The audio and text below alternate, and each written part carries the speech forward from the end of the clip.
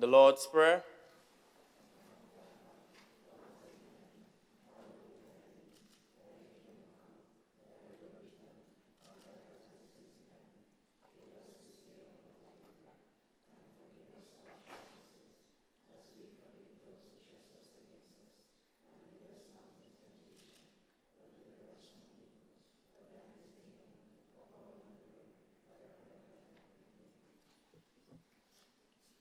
Pray be seated.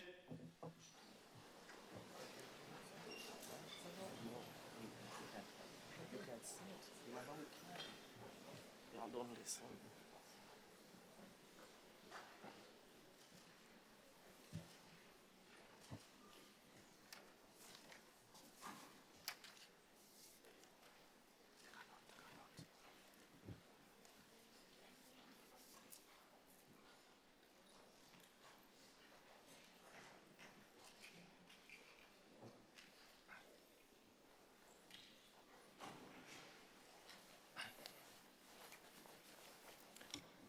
I am advised by a proclamation that the 10th National Youth Parliament of Grenadians parliamentarians duly appointed should meet and transact their business in this house at Mount Weldale on this 23rd day of January 2019.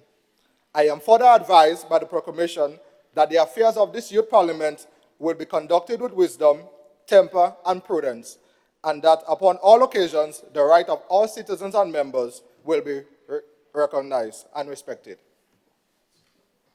Honorable members, I am not unmindful of the honor which have been conferred on me today in electing me to this highest of office, that of your Speaker and your servant.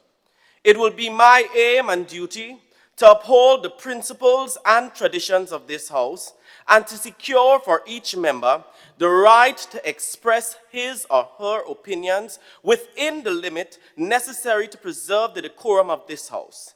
I pledge to recognize the rights and privileges of the honorable members and the House itself.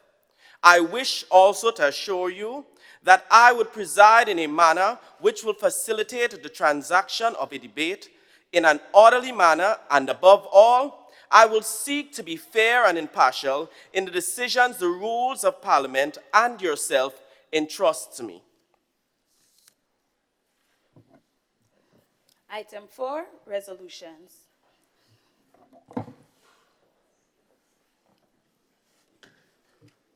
Honorable Member for St. Andrew Northeast. Mr. Speaker, I wish to move for the adoption of the following resolution standing in my name. Whereas, control of the state of Grenada was disputed by Great Britain and France in the 18th century, with Britain ultimately prevailing with the Treaty of Versailles on the 3rd September 1983. And whereas, under the Associated Statute Act, on the 3rd March 1967, Grenada was granted full autonomy over its internal affairs.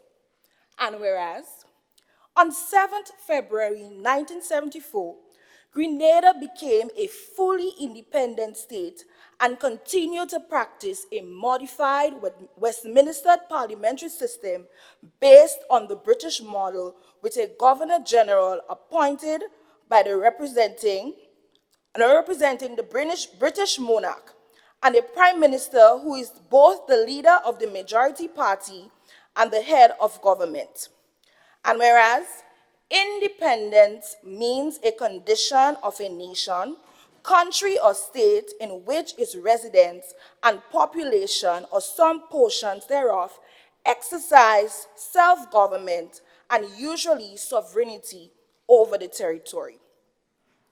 Be it resolved that the political, economic, social, and other benefits from being an independent nation far outweighs the dependency on a monarchy. Mr. Speaker, there is a famous Chinese proverb which reads, and I quote, "The journey of 1,000 miles begins with a single footstep." End of quote. Mr. Speaker, Forgive me, for I may become emotional when I reflect on what our nation has been through to the journey of independence. From being occupied by the Arawaks, from the Arawaks being chased by the Kalinagos, from the arrivals of Columbus and other European settlers. Mr. Speaker, 7 long years of being pulled like a game of tug of war between the French and the British. Mr. Speaker, I can go on, but I will compose myself and move on with the rest of my presentation. For it's not my intention to stand in this honorable house this morning and give a history lesson, but it's imperative that I give such vital information as I stand resolute with my esteemed colleagues on the motion being presented here today. Mr. Speaker, the political, economic, social, and other benefits being under the monarchy far outweighs being, if I can take that the political, economic, social, and other benefits being an independent nation far outweighs being under the monarchy. Mr. Speaker, being under colonization, we would have had to deal with small allowances made for us by our colonizers.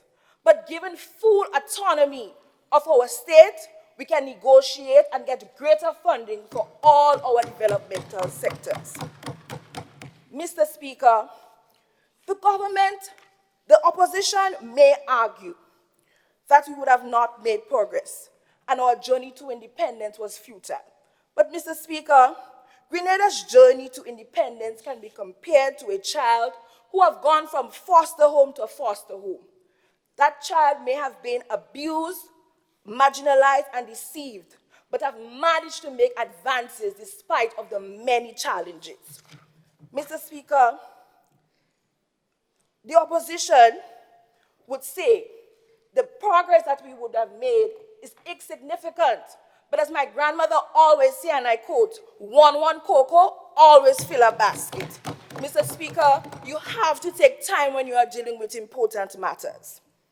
Mr. Speaker, I stand here in the capacity as minister responsible for education. And I am proud to say that as a government and as a nation, we would have made significant progress over the years. Mr. Speaker, there have been increase in our institutions. We have gone from 20 secondary schools to 20. Mr. Speaker, our preschool and our daycare, we would have went from 75 in the 1980s to 105 in the 2000s. Mr. Speaker, as an independent nation, we now have bigger allocations towards our education system here in Grenada. We now have more scholarships. In the year 2018 alone, we had 173 scholarships being available for our citizens.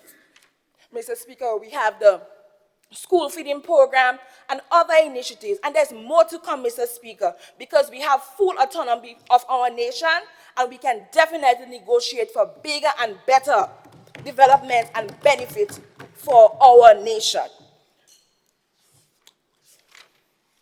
Mr. Speaker, if I may comment, we have made increase in our vocational and technical studies. As a nation, we were able to provide aid to Tortola, Anguilla, and other nations that was ravished by Hurricane Maria in 2018. Honorable member, your time has ended. Mr. Please. Speaker, I beg your indulgence for 1 more minute. You have 35 seconds.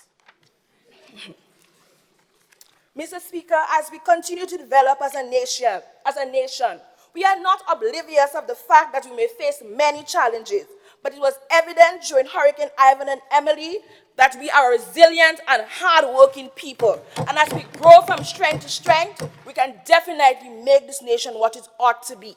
If I'm allowed to quote one of our famous independence songs, hand in hand for a better land, that's business, brighter out of darkness. I thank you, Mr. Speaker.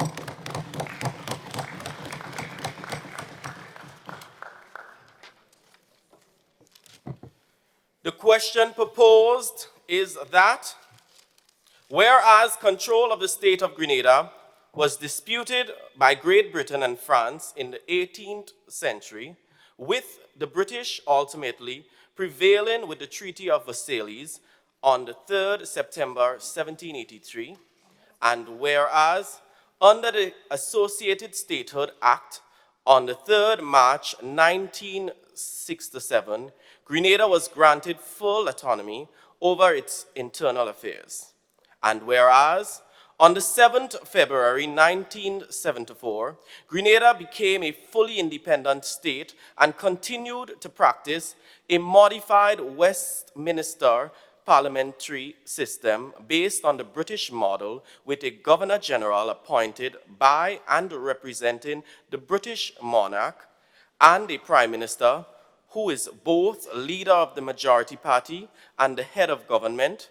And whereas independence means a condition of a nation, country, or state in which its residents and population, or some portion thereof, exercise self-government and usually sovereignty over the territory. Be it resolved that the political, economic, social, and other benefits for being an independent nation far outweighs the dependency of a monarchy.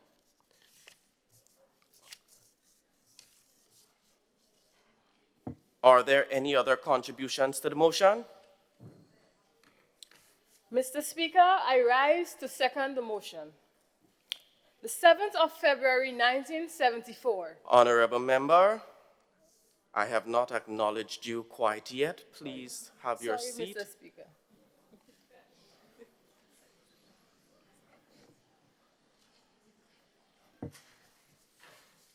Honorable Member for Carriacou and Petit-Martinique and Minister for Carriacou and Petit-Martinique Affairs and Legal Affairs. Mr. Speaker, I rise to second the motion. The 7th of February, 1974. What a beautiful date that I'm sure we're all aware of. As Grenadians, we were taught that this is the day we were afforded independence. But Mr. Speaker, many of us don't know that that is not the only thing that we got on that date. Mr. Speaker, on this day, we were given a written constitution. For those of us unaware, Mr. Speaker, a written constitution is important because it protects individual freedom and its fundamental principles govern the country, and it places the government's power in the hands of the citizens. Mr. Speaker, it limits the power of the government and establishes a system of checks and balances. Balance, Mr. Speaker, something so crucial to the effective running of an economy. Mr. Speaker, within this constitution, all the fundamental rights and freedoms that Grenadians are guaranteed are stated in a manner clearly to follow, Mr. Speaker. For example, Chapter 1 of the Constitution, particularly Sections 1 through 13, all state the rights and freedoms we are afforded, such as the rights to life, security, expression, and freedom, Mr. Speaker. Mr. Speaker, the Constitution allows for the people of a country to have a say, feel safe, and have a sense of belonging. Mr. Speaker, a country's wealth is its people. Happy people are progressive people, therefore the country moves forward. Mr. Speaker, with proper legislation, our country can also reap the economic benefits of being independent. For example, the Bahamas has experienced continued economic growth since its independence from Britain in 1973, and it was seen that since gaining independence between the years of 1973 to 1986, Honorable Member for St. Patrick East. Mr. Speaker, I stand on a point of order. Please state. Mr. Speaker, it seems like the Minister for Carriacou and Petit-Martinique Affairs is breaching the rules of the House, and she is reading. Thank you very much. Honorable Member for Carriacou and Petit-Martinique, I would like you to refrain from reading. Okay, thank you, Mr. Speaker. Mr. Speaker, we are well aware of independent nations with unsuccessful economies. But according to a survey published in the Economic Consequences of Political Independence, and I quote, The economic performance of recently independent countries depends on the economic policies adopted by the government and the degree of political tranquility fostered in the country, end quote. Mr. Speaker, in conjunction, James Ahipor, a widely published economist, wrote, and let me quote again, that those who hold power may determine the amount and extent. Honorable member, I have noticed that you continue to read. If it is so your desire, you should ask permission to read in the House. Mr. Speaker, permit me to read a quote. Proceed. Thank you. Mr. Speaker, and as I was quoting, those who hold power may determine the amount and extent of taxation, regulation of enterprises, commerce, and the rights of individuals to own property, end quote. Mr. Speaker, for a nation, the ability to exercise political control without seeking the approval of foreign bodies is a freedom of fundamental importance. Mr. Speaker, according to Greek philosophers such as Aristotle, the term politics was derived from the Greek word polis, meaning state. Mr. Speaker, it is our state. We are present within the state, feeling the economic, social, and political pressures, Mr. Speaker. Mr. Speaker, thus, there is no one better to make, Mr. Speaker, there is no one better suited to make progressive decisions about said economy, Mr. Speaker, and independence affords us that right. Mr. Speaker, as I conclude, I would like to remind us that political independence is a matter of birthright. Mr. Speaker, in the words of Lester Bird, former Prime Minister of Antigua and Barbuda, and permit me to read the quote, Mr. Speaker, "To be free is our right. To be independent is our absolute right," end quote. Mr. Speaker, my colleagues and I are well aware that the road to a fully sustainable economic country is a tedious one and has been and will be filled with road bumps. But, Mr. Speaker, achieving anything of such value is not easy, Mr. Speaker. Mr. Speaker, although our steps may be small, we need to remember. Mr. Speaker, permit me 30 seconds to wrap up my speech, please. Honorable member, do so in 20 seconds. Thank you, Mr. Speaker. As I was saying, our steps may be small, but we need to remember that small steps still move us forward, Mr. Speaker. And as our Minister for Finance would explain, we have been moving forward since 1974. Mr. Speaker, even Rome wasn't built in a day. I think it would be unreasonable for us to expect Grenada to be. I thank you.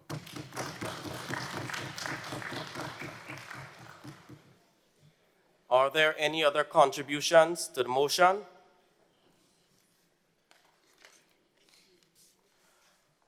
Honorable member for the town of St. George. Thank you, Mr. Speaker. I want to start off by defining the word monarchy. Permit me to quote, please, Mr. Speaker. According to the Oxford Dictionary, monarchy can be defined as a form of government with a sovereign head of state, especially a king or empire at the head. With that being said, Mr. Speaker, the monarchy, where we carry their laws, their social practices, education system, and most of all, the laws, especially the labor acts, must I state, Mr. Speaker. I took my time and I researched and I read many, many articles. And it came to my surprise that the members of the colonies actually enjoys being under the colonization, because the laws and their rights are far more than ours. Honorable member, do you have any such articles or books to support Yes, I your do, statement? Mr. Speaker. Can you name at least one or two? Yes, Mr. Speaker. According to BringCanada.com, the UK Labour Protection, which they have under the colonies, they have rights to equal pay for public and public. They also have rights to breastfeeding breaks. They have rights to rest period separate from lunch and breaks. They also have rights to Christmas bonus, Mr. Speaker. Mr. Speaker, they also have rights to consistent labor training. And with that training, they also get a raise of pay. Must I say, Mr. Speaker? Mr. Speaker, they also have rights to religious accommodation, which we don't have here in Grenada. And that is a great, big concern. It has way more significance than we might lay on to. Because there are people that are trained in certain fields and would love to work in certain fields, but they cannot attain that job simply because they are Seventh-day Adventists. And that breaks their spirits and their work ethics, must I state, Mr. Speaker. Mr. Speaker, the colonizers take labor training to be a priority. With that being said, this will develop the productivity and the efficiency of our products here in Grenada. Also, colonizers, they believe that in order to hold power to the colonies, they have to develop the country in somewhat way, especially industrially. This means they are expanding businesses within a certain industry or creating new businesses in certain industries, which will in turn, with the aim to reduce unemployment and also to increase the country economically. I have, according to the British Virgin Islands, which is partially still under the monarchy, there I have looked at the unemployment rate, and it is 5.9%. British Columbia, the unemployment rate is below 1% and has been decreasing consistently. Mr. Speaker, I am not saying that we hadn't had a hard road to independence. I'm not saying that we haven't reached anywhere from 1974 to now. But what I am saying is that we can depend on the colonies in somewhat way to help us, not fully, but just to help us, just a little, because we do need assistance, Mr. Speaker. Thank you. I would like the members of this honorable house to refrain from clapping. Are there any other contributions to the motion? Honorable Member for St. David and Minister of Tourism, Culture and Foreign Affairs. Thank you, Mr. Speaker. Mr. Speaker, we are all Grenadians. Mr. Speaker, we all live here. So tell me, why on earth should we allow ourselves to be governed and decisions made on our behalf by another body? Mr. Speaker, we know best. We know our own struggles, and we know what's best for us. We are the living truth. Mr. Speaker, for every word that comes out of the mouth of the opposition opposing independence, I can assure you that Sir Eric Matthew Geary is turning in his grave.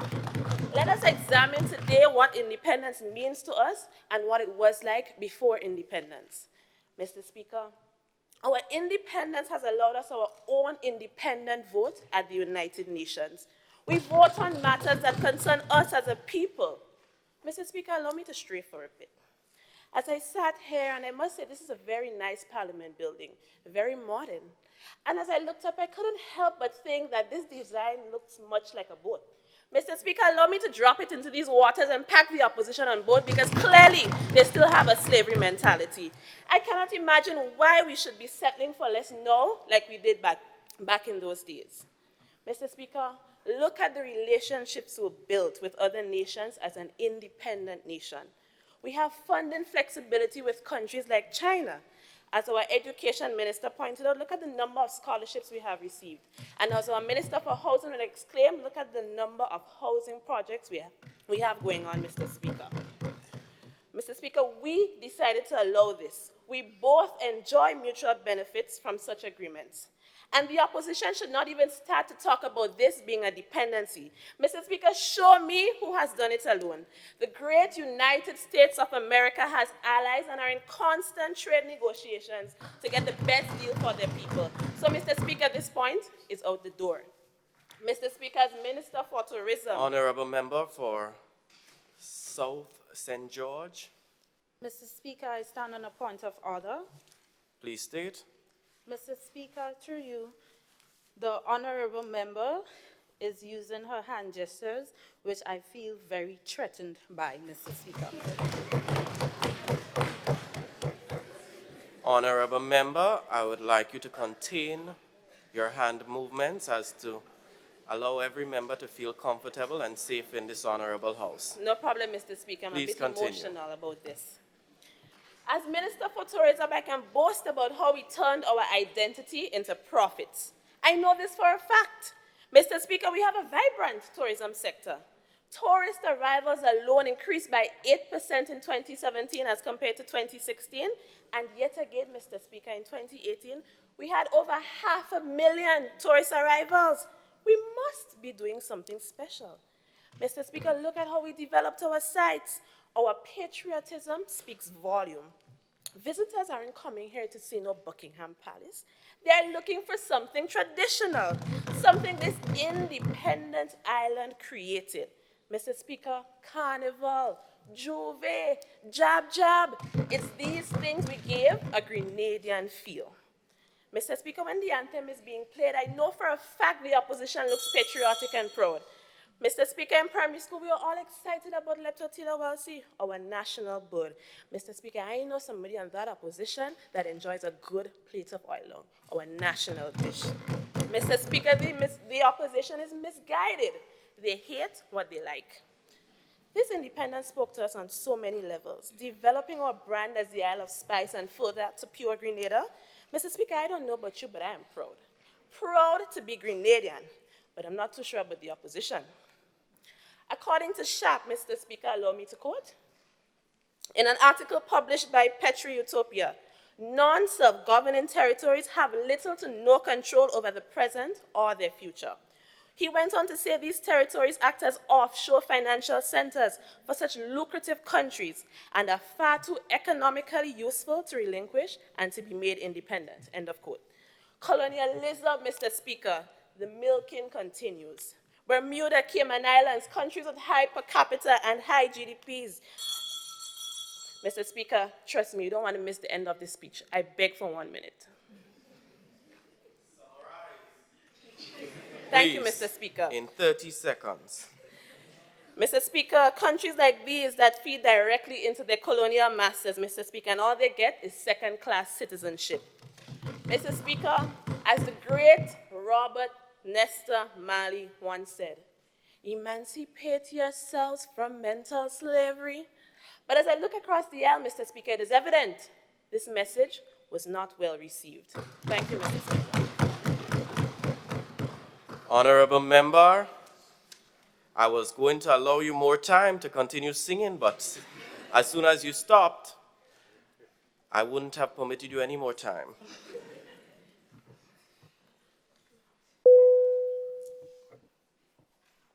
Honorable Member for St. David West. Thank you, Mr. Speaker.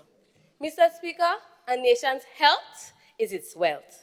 Mr. Speaker, first of all, I would like to examine our current health sector in Grenada. According to Pan American Health Organization 2015, and I quote, the health sector in Grenada operates with outdated legislation and regulations. The Public Health Act, for example, dates to 1958. This obsolescence hinders operations such as the compliance with commitments as the international health regulations. End of quote. Mr. Speaker, there are many cries of concern among our Grenadian people in terms of the health sector and the environment. Mr. Speaker, I feel very disturbed standing here as I often listen to the words of my Grenadian people. Furthermore, Mr. Speaker, so many times we see our Grenadian people hosting motorcades, going around with donation sheets so that they could raise funding for themselves and a loved one to go overseas because our healthcare system does not have the means of performing certain operations in this country, Mr. Speaker. Mr. Speaker, according to Dr. Brian J. M. Joseph, on July 1st, 2017, and I quote, conditions in the general hospital have become so deplorable that the indignity is sickening. Mr. Speaker, he went on to say that conditions are fairly poor and the lack of medication is an ongoing problem. End of quote. Mr. Speaker, I would like to enlighten the government here today about the benefits that we would receive under the monarchy.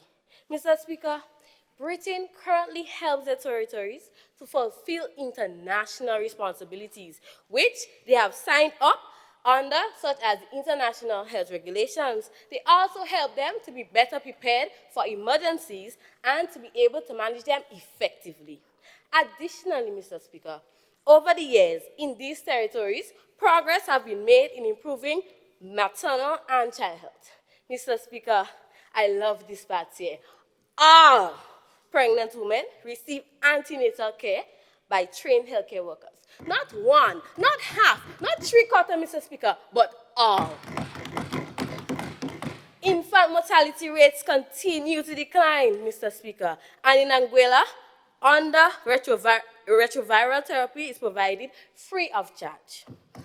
According to the article, Health and Healthcare in the British Overseas Territory, Regional and UK Government Support 2010, and I quote, Britain's overarching objective for its engagement with the territories on health matters is to improve global health and to meet the UK's international obligation, end of quote.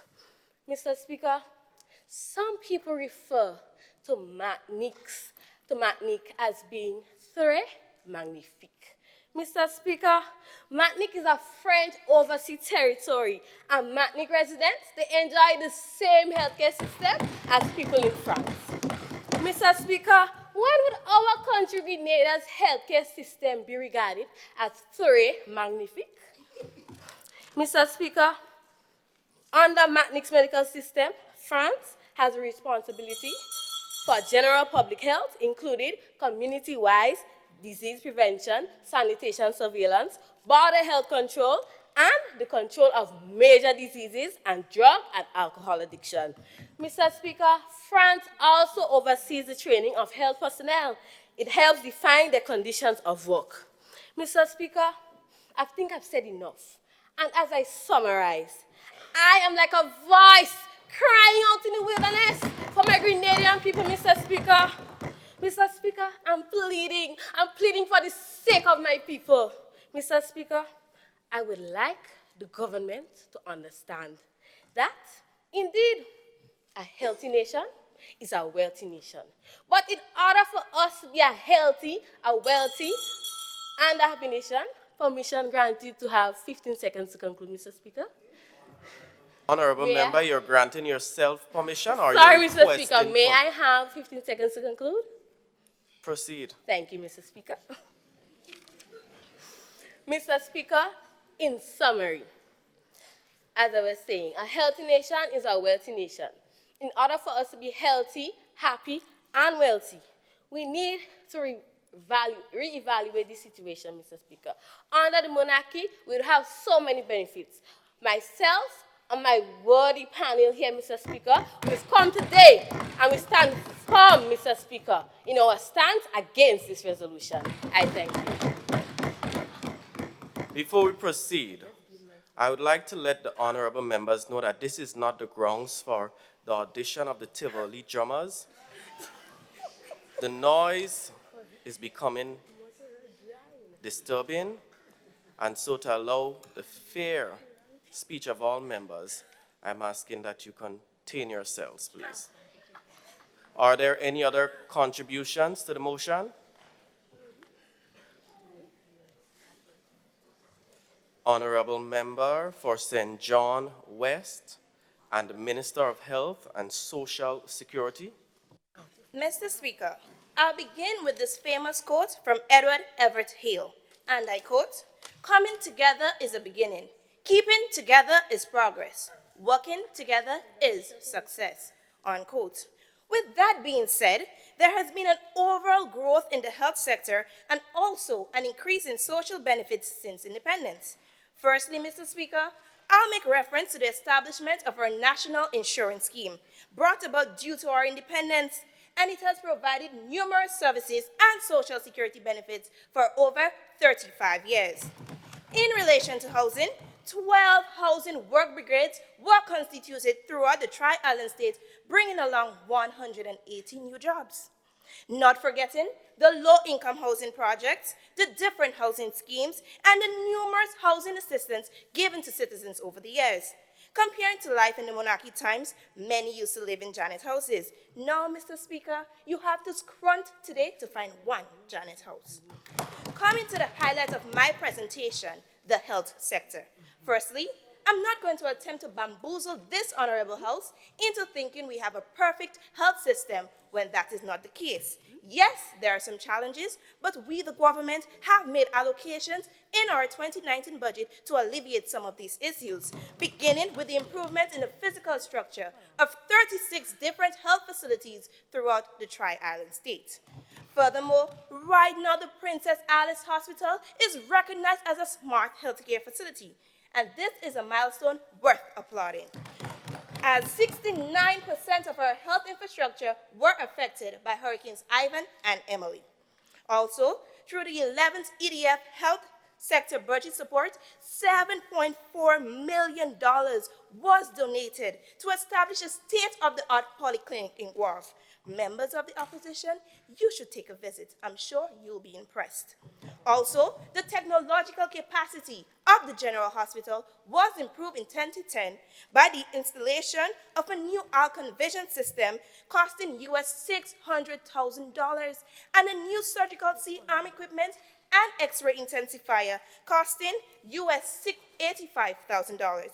Back in the 1960s, 70s, what we know about that? According to an assessment in 2012, profiling Grenada by the Pan-American Organization titled Health in the Americas, it was stated that all health and medical stations in Grenada provides maternal and reproductive health care. Furthermore, there were 9,054 live births in the period 2006 to 2010, and 99% of them took place at our hospital and birthing centers. This is a vast improvement, seeing as back in the monarchical times, many births took place at home. Continuing, the country has maintained 100% immunization coverage of vaccine-preventable diseases in infants under the age of 1 and had no reported case of measles between the period 1991 to 2010. Isn't that spectacular? According to the FAO, Nutrition Country Profiles on page 13, subtitled Anthropometric Data, states that a study done by Miguel Guerri among children 0 to 5 years showed that in 1975, 39.7% were malnourished, whereas in 1997, it dropped significantly to 4.3%, and furthermore decreased in 1998 to 2.8%. This showed that malnutrition was not as severe in the 90s as it was in the 70s. Last but not least, independence. Because of independence, there is now a Ministry of Health and other different ministries present to govern and overly improve different sectors of this country. Without independence, we wouldn't be in this position here today. We wouldn't be having this debate right now. So members of the opposition, let's break the shackles of colonialism. Let's dance to a future of continued progress, embracing change, stability, and most of all, good health. I thank you.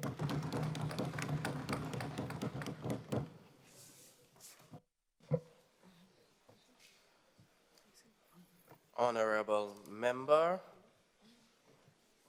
for St. John East. Thank you, Mr. Speaker.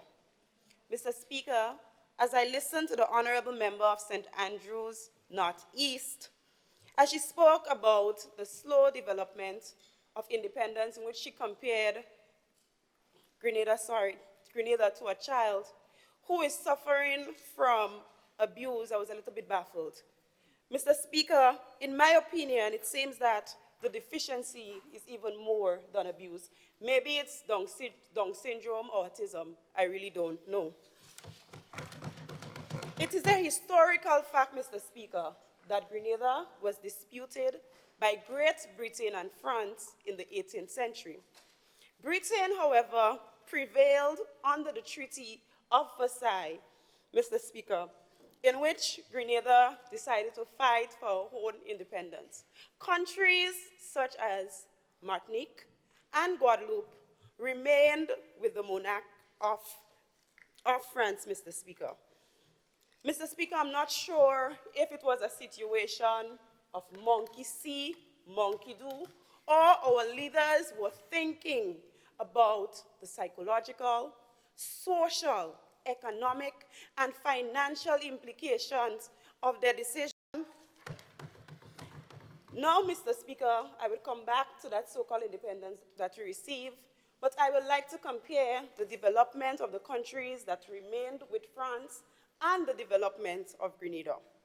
According to an in-depth research conducted in Guadeloupe by Jean Lacarte, Mr. Speaker, she found that 81.9% of the working population were qualified with a university degree.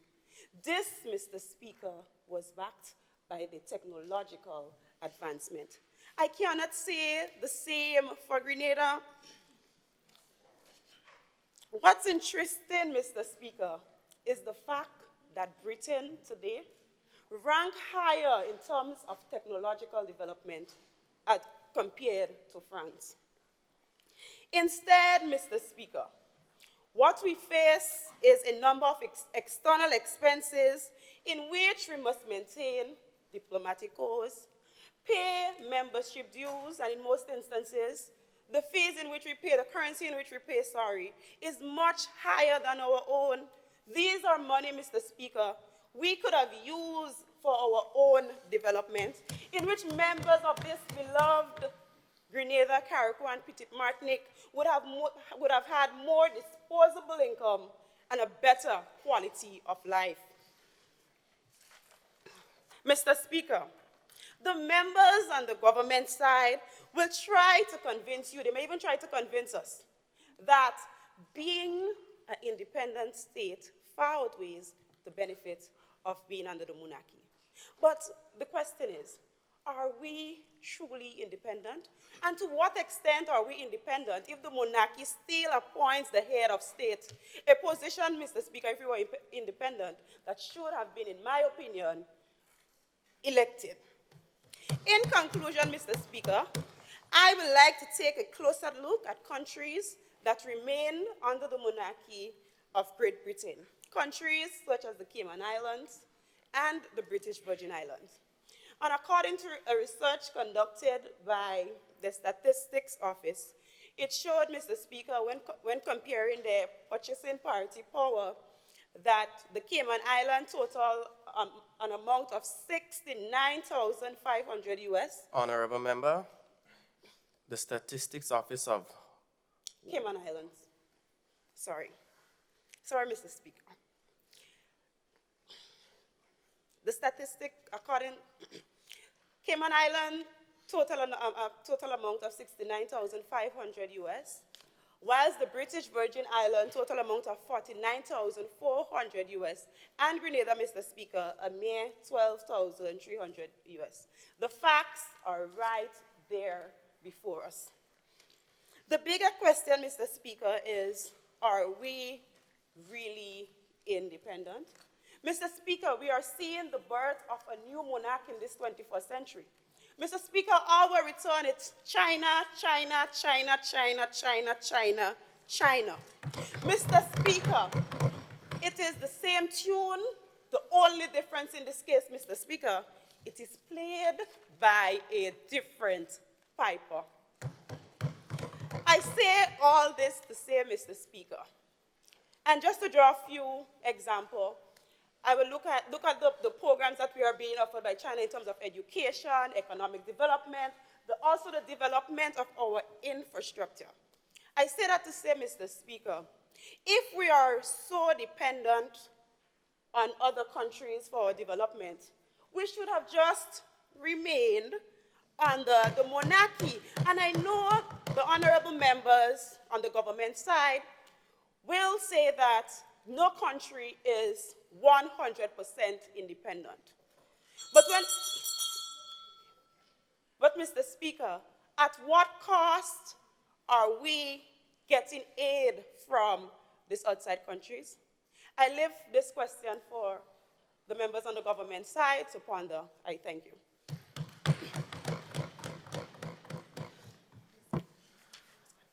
Honorable Member for St. George Northwest, Prime Minister, Minister for Finance and National Security and Climate Resilience.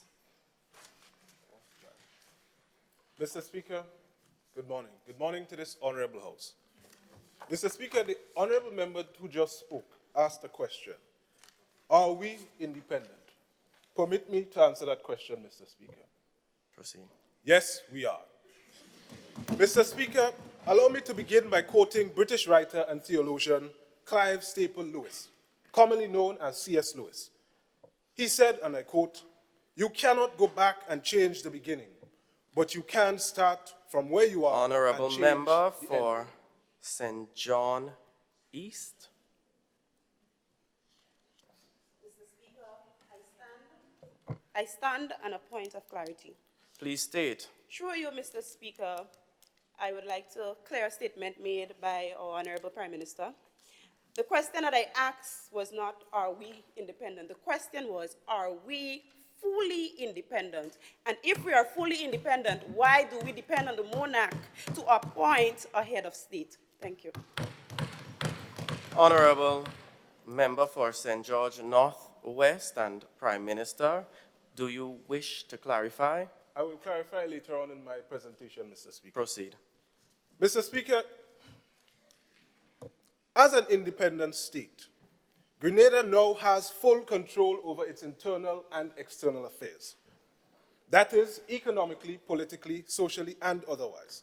And as a result of that, Mr. Speaker, Grenada can and will place its efforts and resources on the development of the state and its people. Mr. Speaker, before the establishment of the Associated Statehood Act of 1967, which gave us little or no control over our actual internal affairs, Grenada's sole purpose to the British Empire was development. Not development to Grenada, but to the British Empire. Allow me to clarify, Mr. Speaker. Mr. Speaker, M.A.I.E. Jeffrey, expert in public policy in the Department of Public Administration at the University of Nigeria, defined dependency as a historic condition which shapes a certain structure of the world economy such that it favors some countries to the detriment of others. Mr. Speaker, from the point of our interaction with the indigenous people, to the importation of slaves to our shores, to the point of us gaining independence, all we did was empower the British monarch. Mr. Speaker, the honorable member asked me to clarify. Allow me to clarify. As a result of our independence, Mr. Speaker, we have the right to establish bilateral relations and diplomatic relations with any country, any sovereign nation of our choosing. As it stands now, Mr. Speaker, Grenada has established bilateral relations with more than 30 governments around the globe, including that of the People's Republic of China, the Russian Federation, Mexico, Costa Rica, the Republic of France, the Republic of Chile, the Republic of Kazakhstan, the Bolivarian Republic of Venezuela, Japan, the Kingdom of Morocco, the Federative Republic of Brazil. These relations have brought significant social and economic benefits to the people of this country, Mr. Speaker. The Minister of Social Development will examine some of those social benefits in her presentation. Mr. Speaker, Grenada's economy has been on a constant path of economic expansion since 2013 and has experienced its 6th consecutive year of growth in 2018. Economic growth of 5.2% in real terms was estimated for that year. That was fueled by expansions in construction, tourism, transportation, Honorable private member, education. I have recognized that you are reading. You did not ask permission to do so, so please refrain from that. Mr. Speaker, I'm simply referring to my notes. Without reading, please. Mr. Speaker, allow me to make reference to the Paris Climate Agreement. The Paris Agreement was established within the United Nations Framework Convention on Climate Change, dealing with the greenhouse emission. Grenada is one of 195 states to have signed on to that agreement, Mr. Speaker. Notably, Puerto Rico is not a part of that agreement, Mr. Speaker. However, the country to which it has its association, the United States, is now pulling out from that agreement. In 2017, Mr. Speaker, Puerto Rico was ravaged by a severe hurricane, Mr. Speaker. In 2004, Grenada experienced the same fate. Mr. Speaker, throughout the region, Grenada is commended for its fast recovery and remarkable development after Hurricane Ivan. This is highly significant, Mr. Speaker. This would not have been evident if we were not an independent state. Look at Puerto Rico. They are still trying to recover. At this point in time, Mr. Speaker, the United States of America is going through the longest government shutdown in its history. And the president is now considering taking funds from the Hurricane Relief Fund that is meant for Puerto Rico to build a wall. Mr. Speaker, we do not have to endure that fate. Thanks to our independence, Mr. Speaker. Mr. Speaker, the honorable member made reference to the fact that the monarch. Mr. Speaker, I beg of you for 30 seconds to summarize. 25 seconds is granted. Thank you, Mr. Speaker. Mr. Speaker, the honorable member made reference to the British monarch choosing our head of state. Mr. Speaker, that in itself is a reflection of our independence. What do I mean by this, Mr. Speaker? We have the right to choose. We decided, Mr. Speaker, to stick with this system of government, Mr. Speaker. And my Minister for Legal Affairs didn't mention this, Mr. Speaker, but the referendum held in Grenada in 2016 and 2018, was a true reflection of our independence. We chose, Mr. Speaker, the people of this country chose to remain with the Privy Council. We have a choice. They chose to remain with the Privy Council. If we were still under the British monarch, that would not have been a choice. Mr. Speaker, I thank you.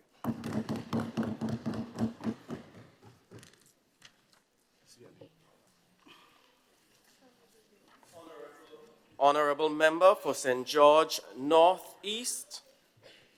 Mr. Speaker, I would like to tell the Minister of Tourism and the government side that where wisdom stops, boasting begins. No man is an island, no man stands alone. Mr. Speaker, in an era of globalization, where international trade is evident and economic integration is key, why are we still using the word independence? Mr. Speaker, according to Amartya Sen, permit me to quote Mr. Speaker, source development as Freedom 2001, Oxford University Press.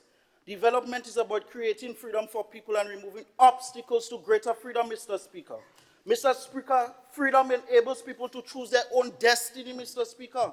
Obstacles to remove and hinge to development includes poverty, lack of economic opportunities, corruption, poor governance, lack of education, and lack of healthcare, which is evident in this country, Mr. Speaker. End of quote. Mr. Speaker, the economic development of Grenada is based on exogenous growth, Mr. Speaker. I thought when you're independent, you're supposed to depend on yourself, which is endogenous growth, Mr. Speaker. Mr. Speaker, I don't know what the Prime Minister is saying. I'm a bit confused. Mr. Speaker, under the monarchy, we will have greater access to technology and innovation since the UK have power and dominance in that field, Mr. Speaker.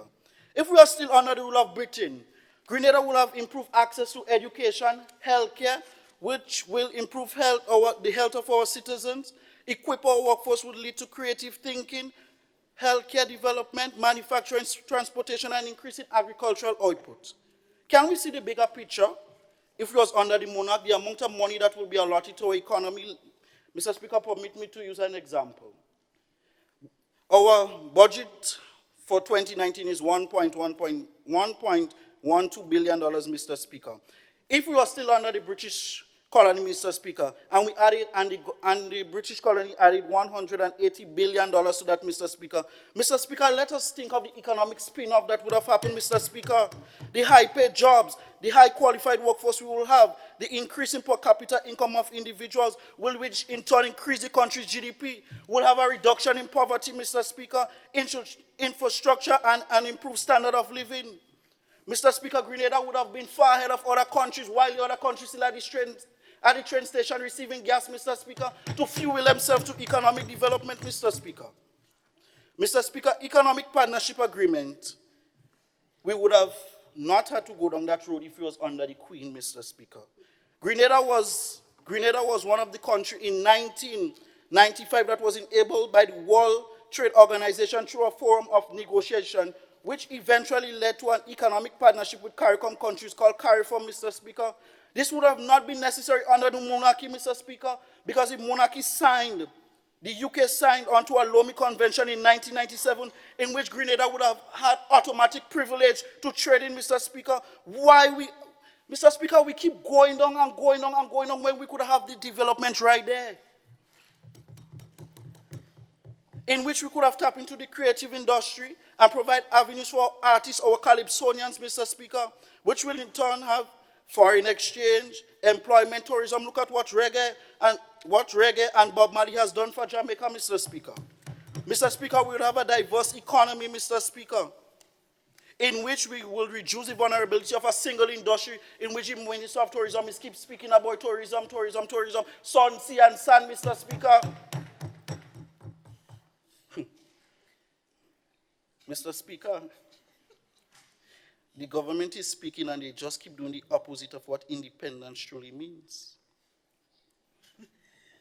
Mr. Speaker, when all is said and done, I would like the government to understand that we are, under the monarchy, would have many benefits, which will lead to low inflation, increasing GDP and economic development by economic growth, Mr. Speaker, in which the Prime Minister is so solely speaking about, Mr. Speaker. We'll have a favorable balance of payment, which will reduce our current account deficit, because, Mr. Speaker, example like Martinique and Guadeloupe, who is still under colonial, but they still have high mountain debt, Mr. Speaker, but they still have trade deficit, Mr. Speaker.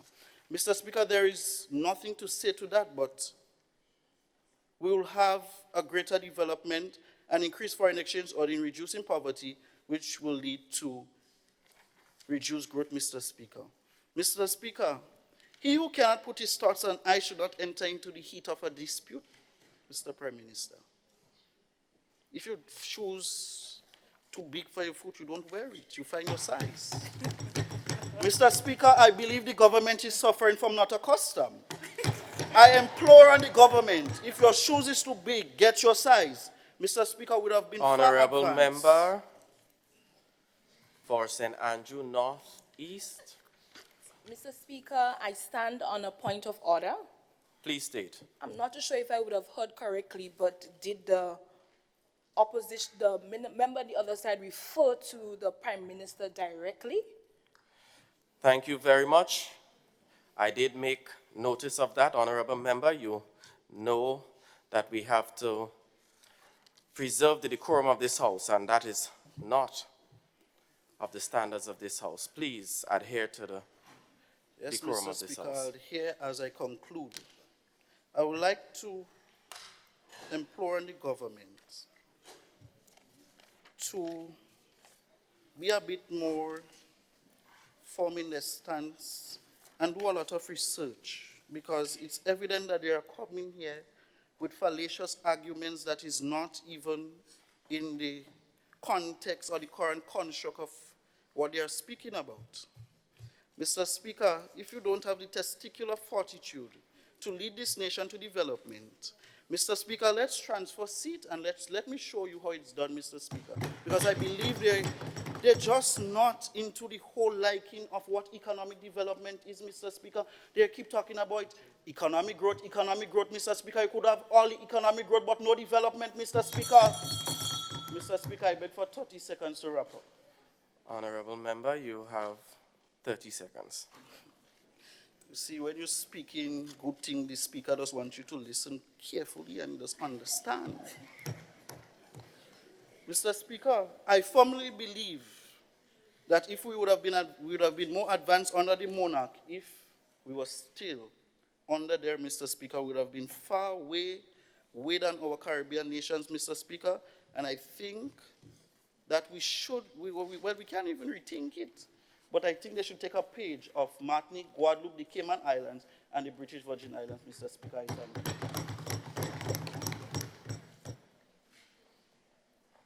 you. Honorable member for St. Andrew Southwest and Minister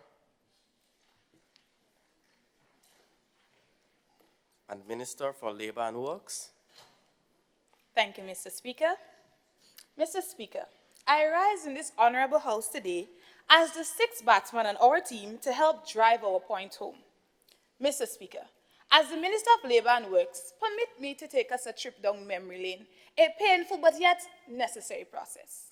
Under our previous monarchy, before our independence, this tri-island state was in strict poverty, possessed a high illiteracy rate. Persons worked for very low wages. No one had the opportunity to own lands except he or she was wealthy, and most unfortunately, the monarch was insensitive to the plight of workers. Mr. Speaker, this same monarch rallied against our fight for better wages, holiday and sick leave with pay, pension and paid maternity leaves. Mr. Speaker, speak about progress. Did you know that even Grenada now has a paid maternity leave and the almighty independent US doesn't? This same independent model owes billions of dollars in debt to China, Mr. Speaker. They rely heavily on trade. The world is an open market. Hence, Mr. Speaker, this goes to show that independence does not mean that we don't rely on outside assistance, because these said outside assistances helps us to form relationships that help us to better our economy and our society on a whole. Mr. Speaker, independence and democracy goes hand in hand. And in this capacity, it means a government of the people, by the people, for the people. Simply put, we the people get to decide who runs our country. And this is what Grenada has. Isn't this progress? Mr. Speaker, we stand here proud to say that we no longer need to burn down buildings or estates because our ministries of labor and work do not pose insensitive to the plight of workers. Instead, they try to find reasonable negotiations that benefit both the workers and our society on a whole. Mr. Speaker, we have employed so much more individuals than our monarch would have allowed, paid much better wages. We organized agricultural, road, and domestic workers, provided holidays and sick leave with pay, and even double wages for workers who work on public holidays. The unprecedented amount that has been spent on workers, Mr. Speaker, has not even been considered since back then.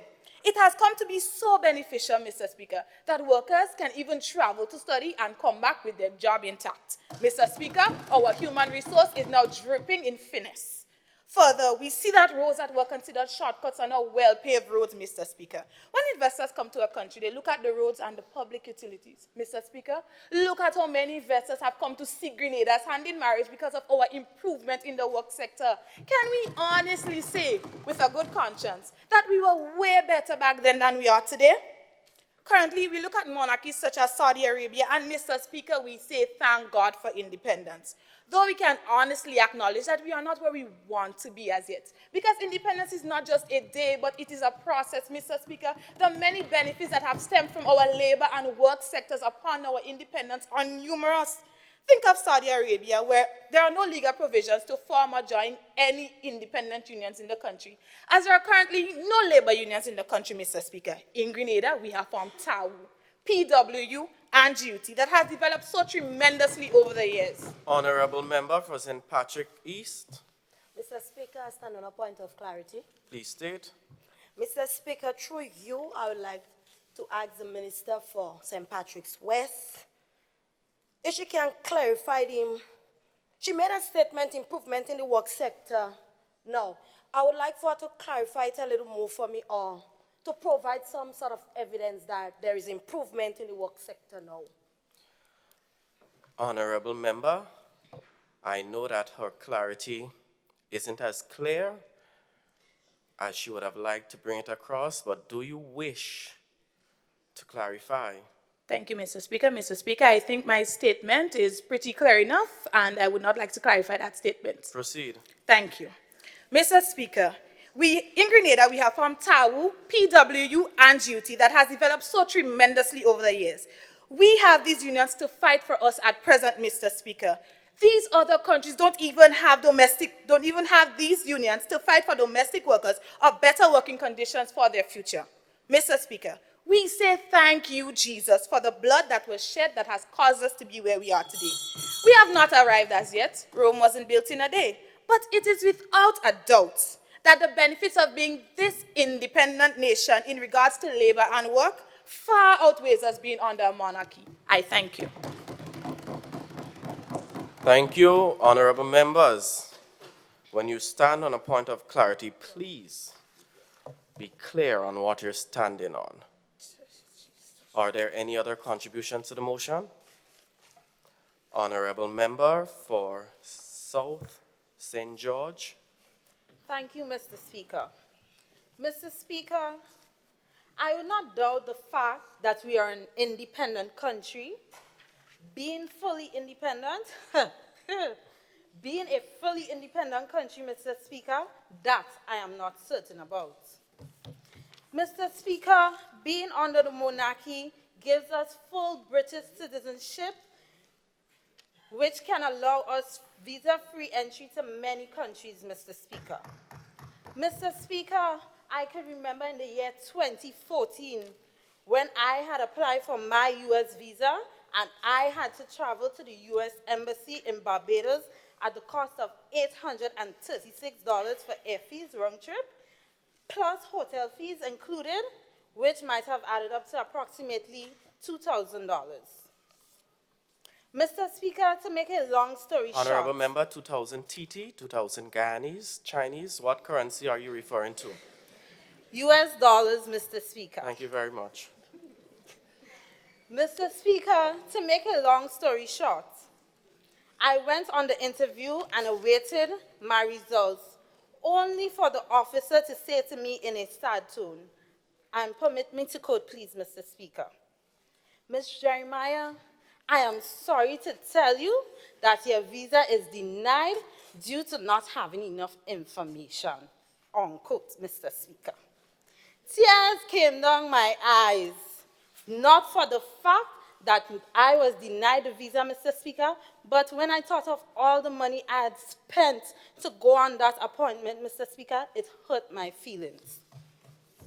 Mr. Speaker, I am saying all this to say that if we were under the monarchy, the people of this beautiful country would not have to go through all these heartbreaking experiences, Mr. Speaker. Mr. Speaker, having a British passport gives us cheaper and easier access to the U.S., where many of us have families and friends.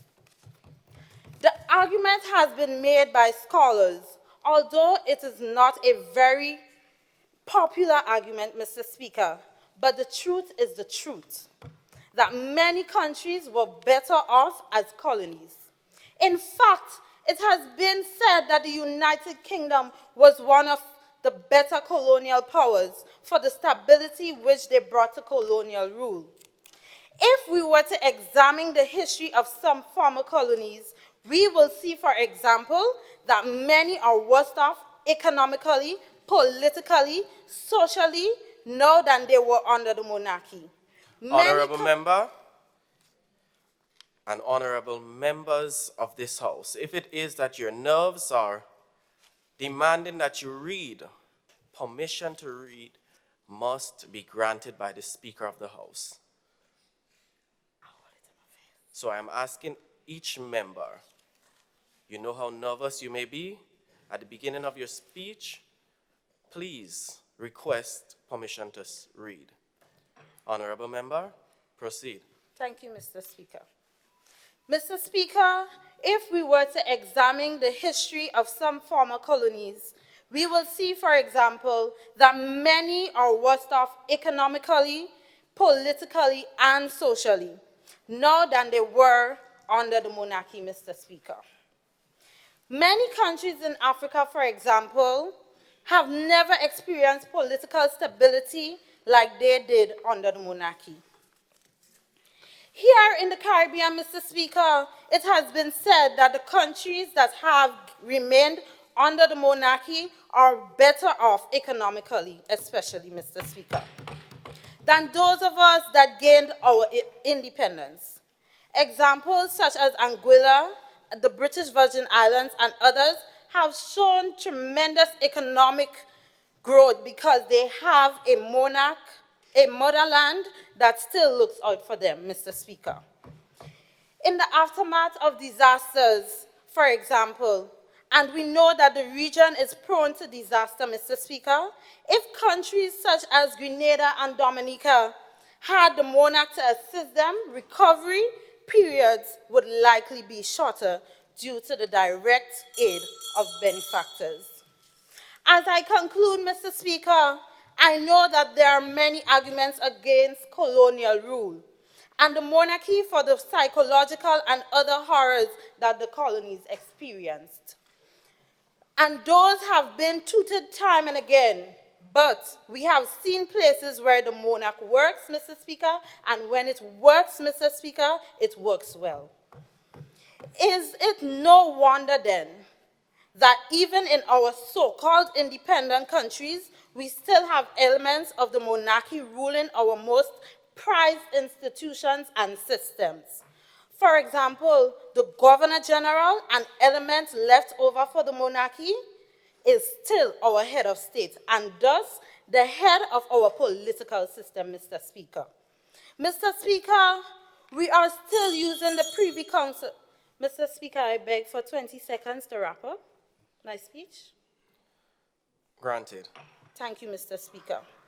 Mr. Speaker, we are still using the Privy Council as our final appellate jurisdiction.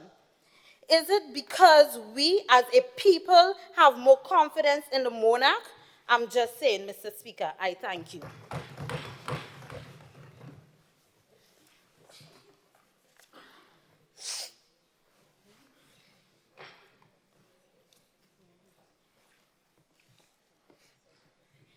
Honorable member for St. Andrew, for St. Mark East, Thank you, Mr. and Minister of Agriculture and Fisheries. Thank you, Mr. Speaker. Mr. Speaker, as the Minister of Agriculture, this issue would be very emotional for me. So I would like to ask for permission to read. Proceed. Mr. Speaker, having independence allows diversity in agriculture, or in the agricultural sector, as you would say, and in our country. Mr. Speaker, with proper management of the agricultural sector, an independent nation can produce crops it needs, whereas under colonialism, we produce what the master needs. Take a look at all the fundings and partnerships available to continue the development of agriculture in this great nation. Mr. Speaker, in 2018, there were a number of short-term courses available in China, to which many young persons were afforded the opportunity to travel there. Many of these courses would be beneficial in the agricultural sector. Mr. Speaker, through you, I ask the opposition, can you really not see the value of our nation being independent? Mr. Speaker, Grenadians were set to the target of feeding themselves for the first time in 1980. after we would have been an independent nation. We call this self-sufficiency. Mr. Speaker, the population was encouraged through the media and government to grow more foods. Concerns for all Grenada's agriculture emanated from the realization that over the foreseeable future, this sector will continue to be, and I quote, the main supplier of food, a major earner of foreign exchange, a weapon against unemployment, and a means of increasing self-reliance based on the full development of our main resource. End quote. Honorable Morris Bishop, 1982. May he continue to rest in peace. Mr. Speaker, today our government, through the leadership of this very Prime Minister, seeks to regain a vision that the opposition in their reign failed to acknowledge as a great vision. Mr. Speaker, a number of numerous programs are being initiated to attract our youths in agriculture and significantly reduce the level of unemployment. Mr. Speaker, would we have been able to do these things if not for our independence? A number of grants and other fundings have already been given to unemployed young persons who have identified land in their neighborhoods and indicated the manner in which they wish to prepare to work it as a cooperative. As the saying goes, marry idle lands with idle hands. In 2017, Mr. Speaker, the Caribbean Development Bank approved a loan of US $5 million to support climate, smart agriculture, and enterprise business development in Grenada. The project has assisted the government in efforts to increase productivity and the contribution of the agricultural sector to economic growth, rural poverty, reduction. Honorable member, are you saying that the project has already started to contribute? And if I may say, I know the project has only recently started a few months ago, so are you saying that the project has already started? Sorry, Mr. Speaker, the project will assist Thank you. rural poverty reduction and environmental sustainability. Mr. Speaker, through you, I say to the opposition, these are things that were not done under the monarchy. Do you honestly believe these programs could have been dictated by our people if not for our independence, if not for the freedom to choose who we make alliances with? Let us think long and hard about our standings on this matter. As my past primary school teachers said, forward ever, backward never. I thank you.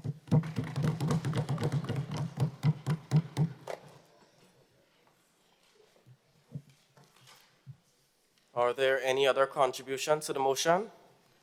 Honorable member for St. Patrick West. Thank you, Mr. Speaker. Mr. Speaker, I stand here and I'm appalled. I've listened to the preposterous words that were uttered by these honorable members of the government, Mr. Speaker. And Mr. Speaker, you know what? I will omit my original speech and I'll deal with the matter as I see fit here, Mr. Speaker. Mr. Speaker, it's like this government is playing in the river, on the bank. It's either we're independent or we're dependent, Mr. Speaker. Mr. Speaker, usually I'm a woman of many words, but today, Mr. Speaker, I choose to be otherwise, as I believe the truth needs no defense. It is quite evident and obvious that being under the monarchy far outweighs being an independent nation, Mr. Speaker.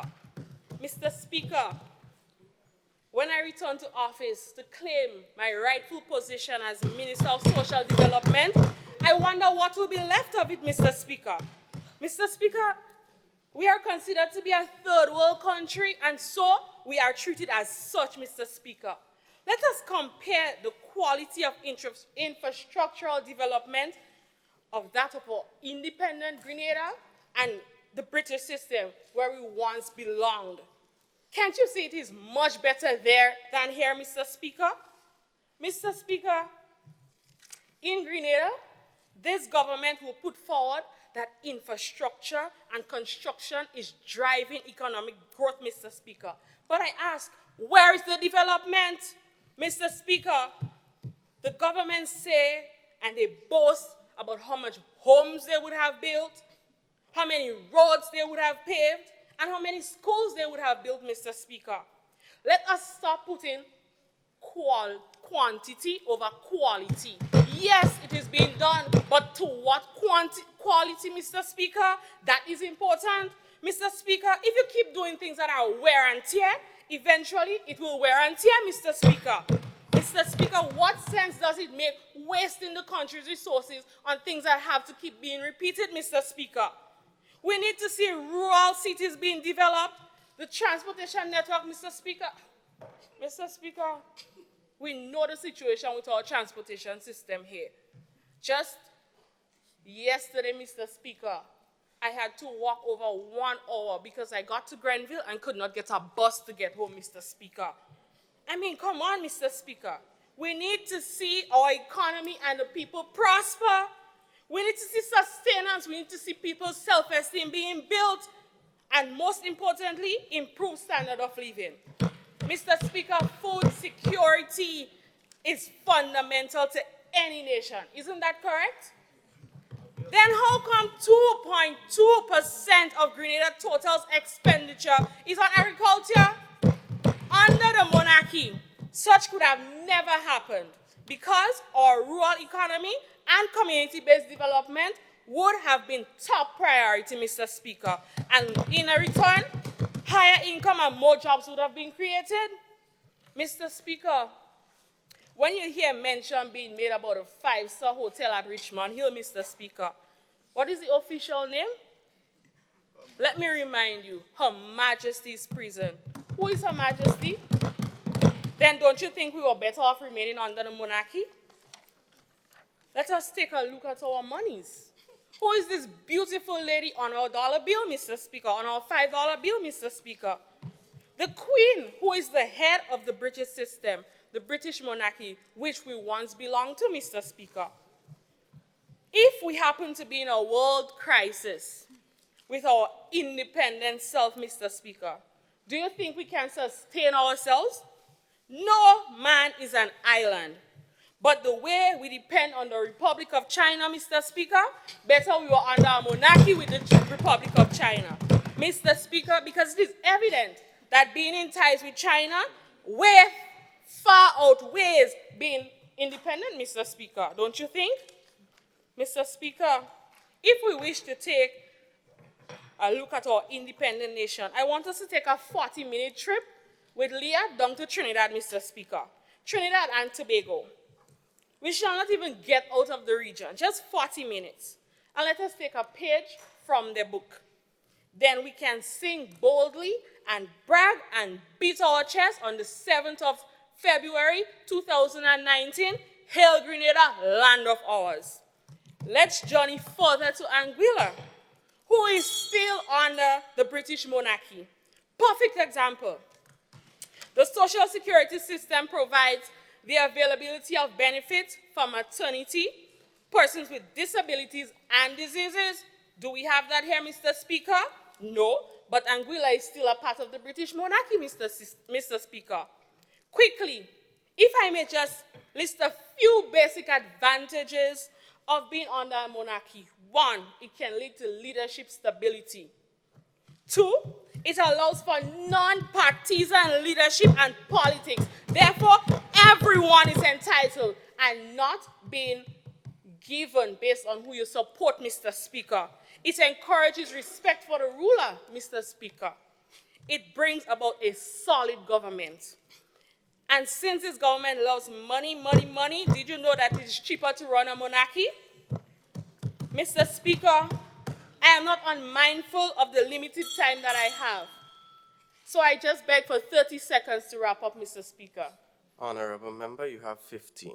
Mr. Speaker, before I conclude, and I know that I will be leaving you in the capable hands of my team, I want to urge the government to take a trip to any optical center of their choice and adjust or add something to their present vision condition, because they need to see clearly that being under a monarchy far outweighs being an independent nation. Thank you, honorable member. Please take your seat.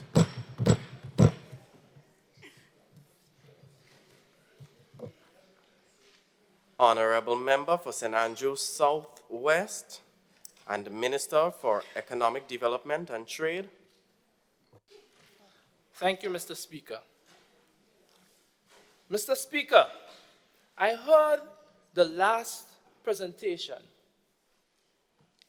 And in that last presentation, it was said that it is much better over there than here. I would like to remind the opposition to you, Mr. Speaker, that it was at the cost of who?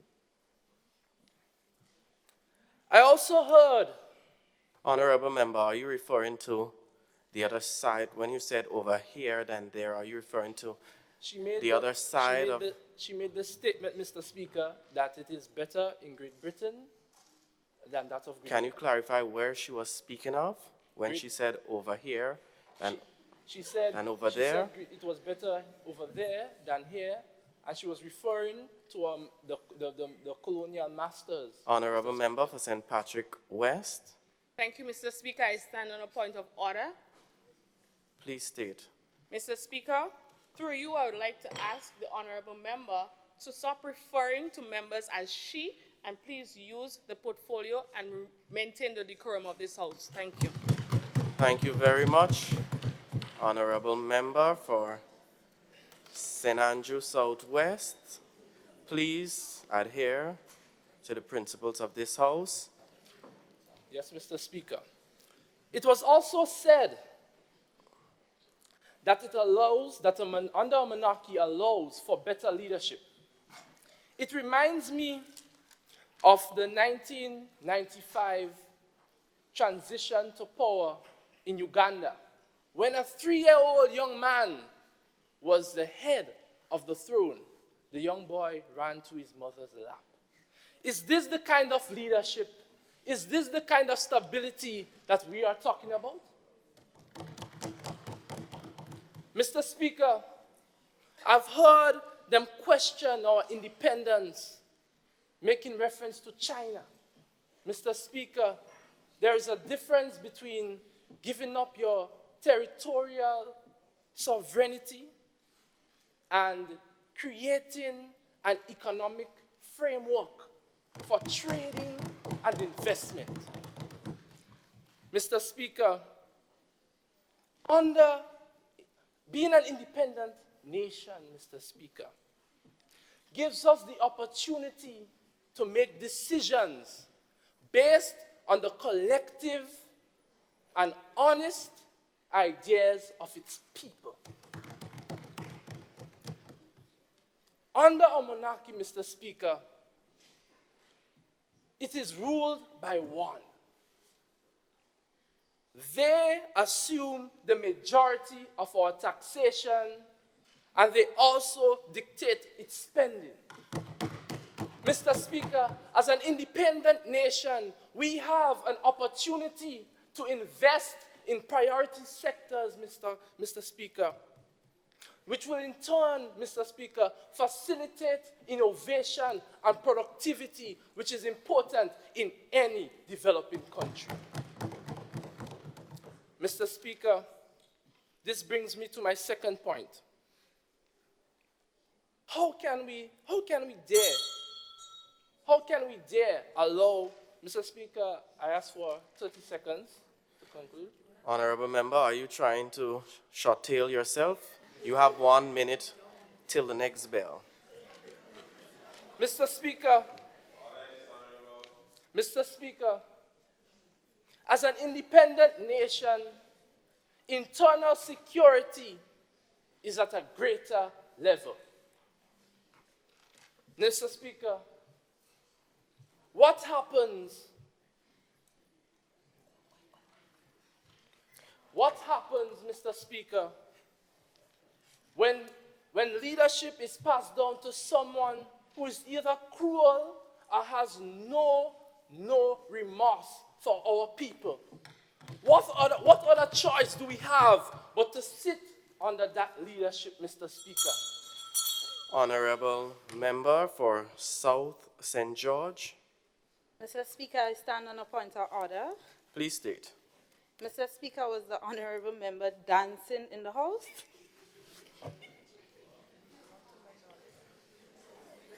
Honorable member, I know we're a bit emotional and all excited, but please contain your body gestures. Please proceed. Although your time has ended, I will give you 20 seconds to complete. Thank you, Mr. Speaker. Mr. Speaker, I wish to see a future for Grenada where Grenadians are in charge of Grenada and where our legislative processes aren't handed over to a single ruler and a single person. I believe in economic prosperity, and I believe in a chance for the minority to be heard. Thank you, Mr. Speaker.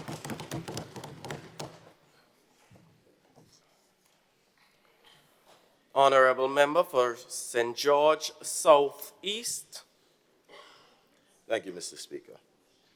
Mr. Speaker, honorable members of this honorable House, specially invited guests, and viewers around the world. Be it resolved that the benefits of being an independent nation far outweigh the benefits of being under the monarchy. Mr. Speaker, I must initially say, I understand. Honorable member, before you continue, to ensure that fairness is across the board, I would like you to refrain from all the hand gestures as to keep every member comfortable and safe. Okay, Mr. Speaker. I understand. It has always been the aspiration of man to embody the title of being independent. Every man wants to be independent. But, Mr. Speaker, as the opposition's appointed liaison for the Ministry of Finance and Climate Resilience and National Security, and simply a man of the people, I cannot agree with this resolution. Mr. Speaker, in no way am I advocating for colonization nor lamenting regret over the realization of our independence on February 7, 1974. I am not. But, Mr. Speaker, within my portfolio, within my capacity as a financial analyst and an expert within my field, I must point out the direct advantages of such a change. Hence, I will name a few. First, we'd have lower cost of living because of economical stability under monarchy rule. We'd have higher minimum wage. In a document posted to minimumwage.com, it is stated that our minimum wage within Grenada ranges from $4.50 to $9 per hour, and that is an EC equivalent. Mr. Speaker, in that very same document, or from that exact same source, it was also derived that the British Virgin Islands, which is under the British monarchy, also has a minimum wage, which, and I quote, $6 per hour, end quote. That is the equivalent of $16.02 in EC. Mr. Speaker, as the students who attend these schools, as people who are listening, minimum wage is afforded to those who are not afforded the best of jobs. Now, in looking at the quality of life of our citizens and those who may fall below that strata, wouldn't they like to make $16 an hour? Wouldn't that college dropout like to make $16 an hour?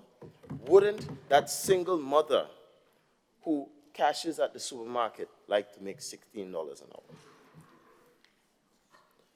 And the most important point of all, we would have lower to non-existent national debt. It is quoted on countrymeters.info. Our national debt summates to 2.2 billion US dollars. Yes, 2.2 billion US dollars. Which, if I must re-emphasize for the sake of our government, it is quite a lot for such a small state. And under monarchy rule, we would not be subject to such strenuous borrowing habits. Mr. Speaker, I am completely mindful of my time limitation, and so I do not wish to go into so much detail. But in closing, Mr. Speaker, may I regale our honorable members, along with you and our viewers and invited guests, a recap of the very deliberations that we had within this House last week, Thursday. Mr. Speaker, I stood at this very spot and was victim to have to onlook to the travesty that our government advocated for the not legalization, my apologies, decriminalization of marijuana. And in my financial capacity, my financial knowledge and capacity, I know the reason behind it. But in making their presentations, they made fickle reason why it should be done, which I cannot recap and I would not substantiate by repeating. Mr. Speaker, it was you, our very honorable and impartial Mr. Speaker, who questioned the eludings of our honorable Prime Minister's. Honorable member, I don't want to interrupt you in any way, but I would like to know where you're getting at with your revision. Thank you, Mr. Speaker. Please get to the point quickly. All right. Mr. Speaker, I'm saying this, that when you questioned our honorable Prime Minister, he made clear statement that their whole and solely argument for the decriminalization of marijuana was financially based. And Mr. Speaker, with all my knowledge, there is no moral compass there. I am saying this to point out that within his rebuttal, his closing argument, he completely went against the resolution and supported our side, Mr. Speaker. Mr. Speaker, I'm saying this to point out and not only to commend him for making the morally sound decision, but, Mr. Speaker, to point out his mortality. He is only human, and it took him a matter of moments to get to a better decision and to make sense of what he was saying. Mr. Speaker, in pointing out that our honorable Prime Minister is only human, I will allude and implore to those of you, my colleagues, honorable members of the government, onlookers, those who possess the ability to weigh consequences and reward efficiently and effectively, that money not be your guide to making these decisions, that making decisions keep all parties in mind. Mr. Speaker, as I conclude, I beg, I implore, I pray that God gives the insight necessary to make the right decision today, Mr. Speaker, and that we, as members of this honorable House, do not support this resolution. Thank you.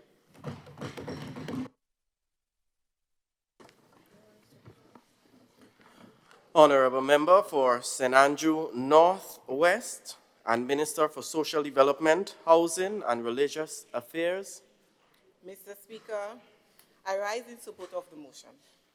Mr. Speaker, as I begin, I must say it seems to me that the members of the opposition is really in love with China. As one member said, China, China, China. The Great Britain accept help from China. Mr. Speaker, the mighty America's biggest trade deals are with China. Yet my opponent seems to have a problem with tiny Grenada accepting assistance from China, Mr. Speaker. Mr. Speaker, I'm wondering Why do they miss the hands down from Great Britain, Mr. Speaker? Mr. Speaker, when I listen to them, all I see is double standard. I can stand here today, Mr. Speaker, for times without end and speak of all the development we have had socially, especially as it relates to low-income housing in Grenada, which began under the visionary leadership of the great Sir Eric Machigiri. His government constructed the first ever low-income housing project in River Road. Since then, Mr. Speaker, every government, including this government, has continued his vision, adding housing projects to almost every parish in Grenada, including Carriacou and Pitimartinique, who just witnessed the completion of the first phase at the Dumfries low-income housing. However, Mr. Speaker, our emotional and cognitive development is just as important as our physical development. Hence the reason I choose to tow a different route here this morning, Mr. Speaker. Equal rights for all. My government believes that no one should be left behind. Mr. Speaker, look at this honorable house. I also implore my members of the opposition to take a look around, but especially to look at who is sitting in the seat at the head of the table, Mr. Speaker. Mr. Speaker, our independence was able to eradicate inequality. Hence the reason, Mr. Speaker, myself and other women are able to stand or sit in this honorable house, Mr. Speaker, I don't think I need to remind the opposition this was not an opportunity afforded to us before, Mr. Speaker. Since our independence, we have had 3 female presidents of the Senate, 2 female governor generals, and 18 women sitting right here in this House of Representatives, Mr. Speaker. Mr. Speaker, at present, 7 of our 15 senior parliamentarians, an equivalent of 47%, is female representation, Mr. Speaker. Mr. Speaker, we have a female governor general and 4 females sitting in the Senate, Mr. Speaker. Mr. Speaker, again, I say, look at this honorable house. The leader of the opposition is a woman, Mr. Speaker. Mr. Speaker, I don't think I need to reiterate or to count the ratio of men to women in this honorable house today, Mr. Speaker. Honorable member for St. John East. Mr. Speaker, I stand on a point of clarity. Please state. The honorable member stated that we had 2 past Governor General. I would like if she can provide for us the name of the first. Honorable member. Mr. Speaker, I think that is general knowledge, so the honorable member should know that. Honorable member, please state the names of the 2 that you refer to. So Hilda Bino and Dame Cecil Lagrenard. Madam Hilda Bino, sorry. Honorable member for St. John. Mr. Speaker, based on my knowledge, Miss Hilda Bino, was a governor and not a governor general. Thank you very much. Mr. Speaker, correction noted, but in my view, they're among to the same post. Proceed. Compared to Anguilla, Mr. Speaker, an island still ruled by a monarchy, they have had only 5 women sitting in their House of Assembly. In 1972, Idalia Grumps. In 1976, Albina Lake Hodge. Mr. Speaker, it took them more than 30 years for them to see again 3 women sitting in their House of Assembly, when in 2015, 3 more women was elected to the House, Mr. Speaker. Mr. Speaker, as I continue, please permit me to read an excerpt from a recently held seminar here in Grenada on women in politics. Mr. Jarvis Mattia, the Director of Operations of the Commonwealth, said, Grenada is ranked 5th out of 190 countries around the world by the Inter-Parliamentary Union for Women's Representation in elected seats. He further stated, of parliaments across the Commonwealth, Grenada is second only to Rwanda for gender balance. Mr. Speaker, the power of women is recognized globally, but looking at both sides today, Mr. Speaker, I must say that power holds an extra significance for all of us, Mr. Speaker. Honorable Member for St. Patrick East, Mr. Speaker, it's on a point of clarity. please state. Mr. Speaker, through you, I would like to find out from the Minister of Social Development, is she actually the Minister of Social Development or the Minister for Female Evolution? Honorable Member, please continue. Mr. Speaker, it seems to me that my opponent does not really understand my post. Mr. Speaker, we are mindful of the challenges confronting us, Mr. Speaker, but my government is forging forward as achieving substantial gender... Mr. Speaker, I do beg for a minute to complete my... 45 seconds. Thank you, Mr. Speaker. My government is forging forward as achieving substantial gender equality remains our target. Mr. Speaker, empowerment is for everyone, man, woman, and child. And I believe, my government believes, that empowerment should mean empowering our locals, not fashioning our society to benefit a monarchy, a state that does not understand the plight of the small man. Don't get me wrong, Mr. Speaker, we are not perfect. In fact, we are far from perfection like every other society. And I will never claim that we are, Mr. Speaker, but the mentality of some is why they cannot and will not see the benefits of our independence, Mr. Speaker. Because in their own mind, they are still enslaved. Mr. Speaker, through you, I beg my opponents, do not limit your minds. Do not just look at what is physically present. Every aspect of our society counts. I thank you.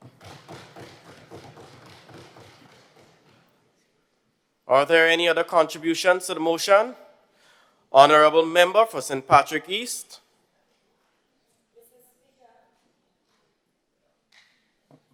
Mr. Speaker, I stand here proudly today with these esteemed colleagues, and I know they have done a good job in this House today, Mr. Speaker.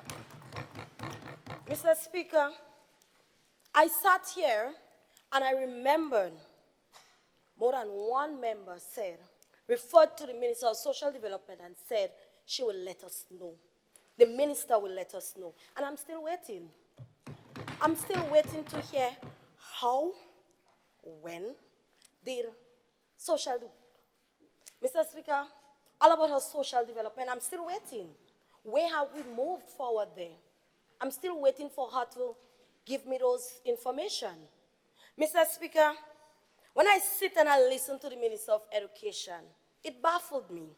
And as my colleague said, it seems that we're going with quantity over quality.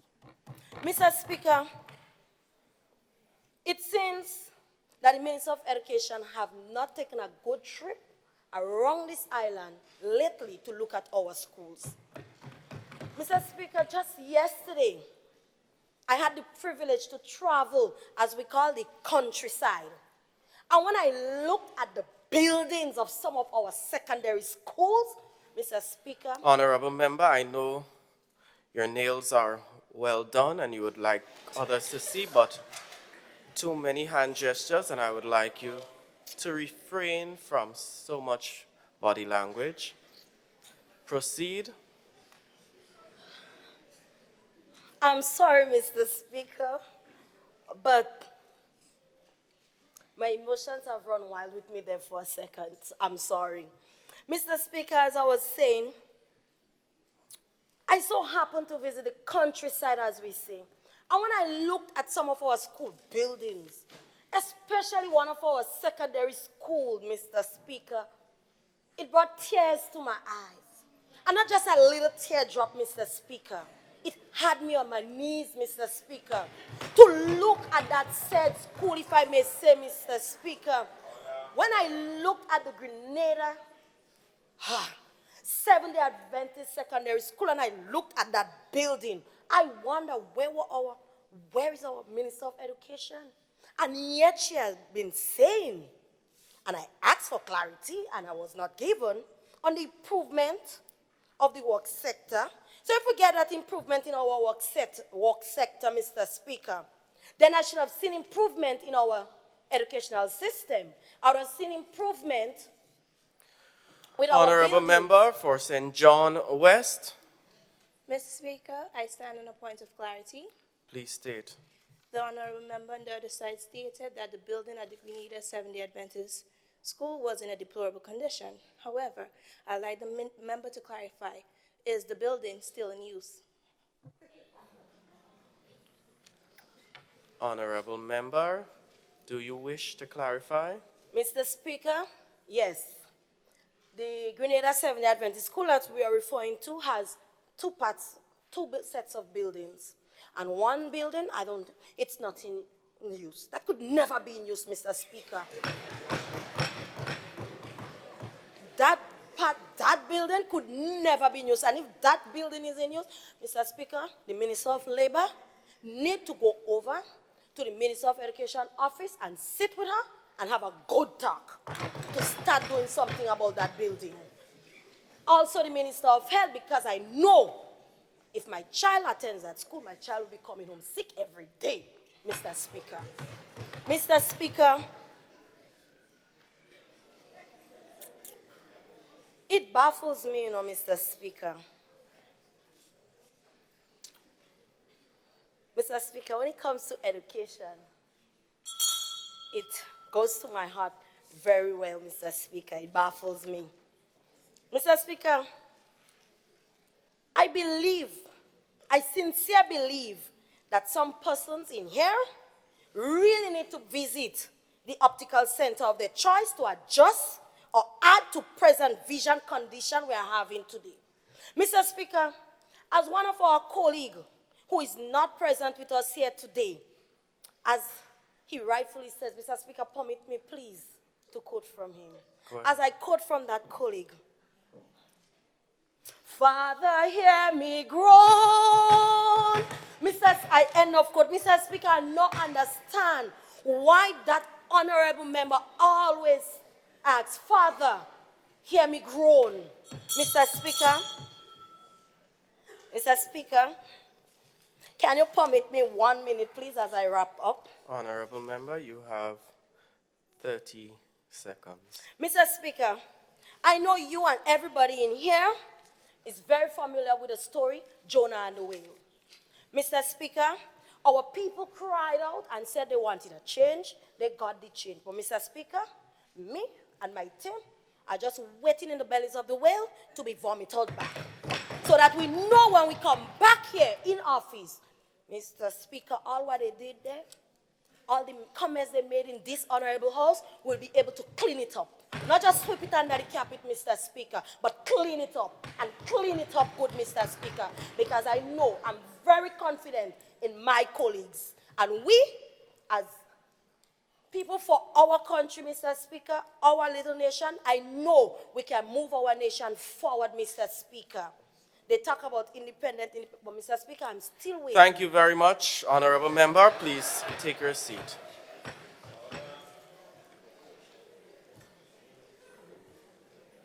Honorable member for St. George Northwest and the Prime Minister.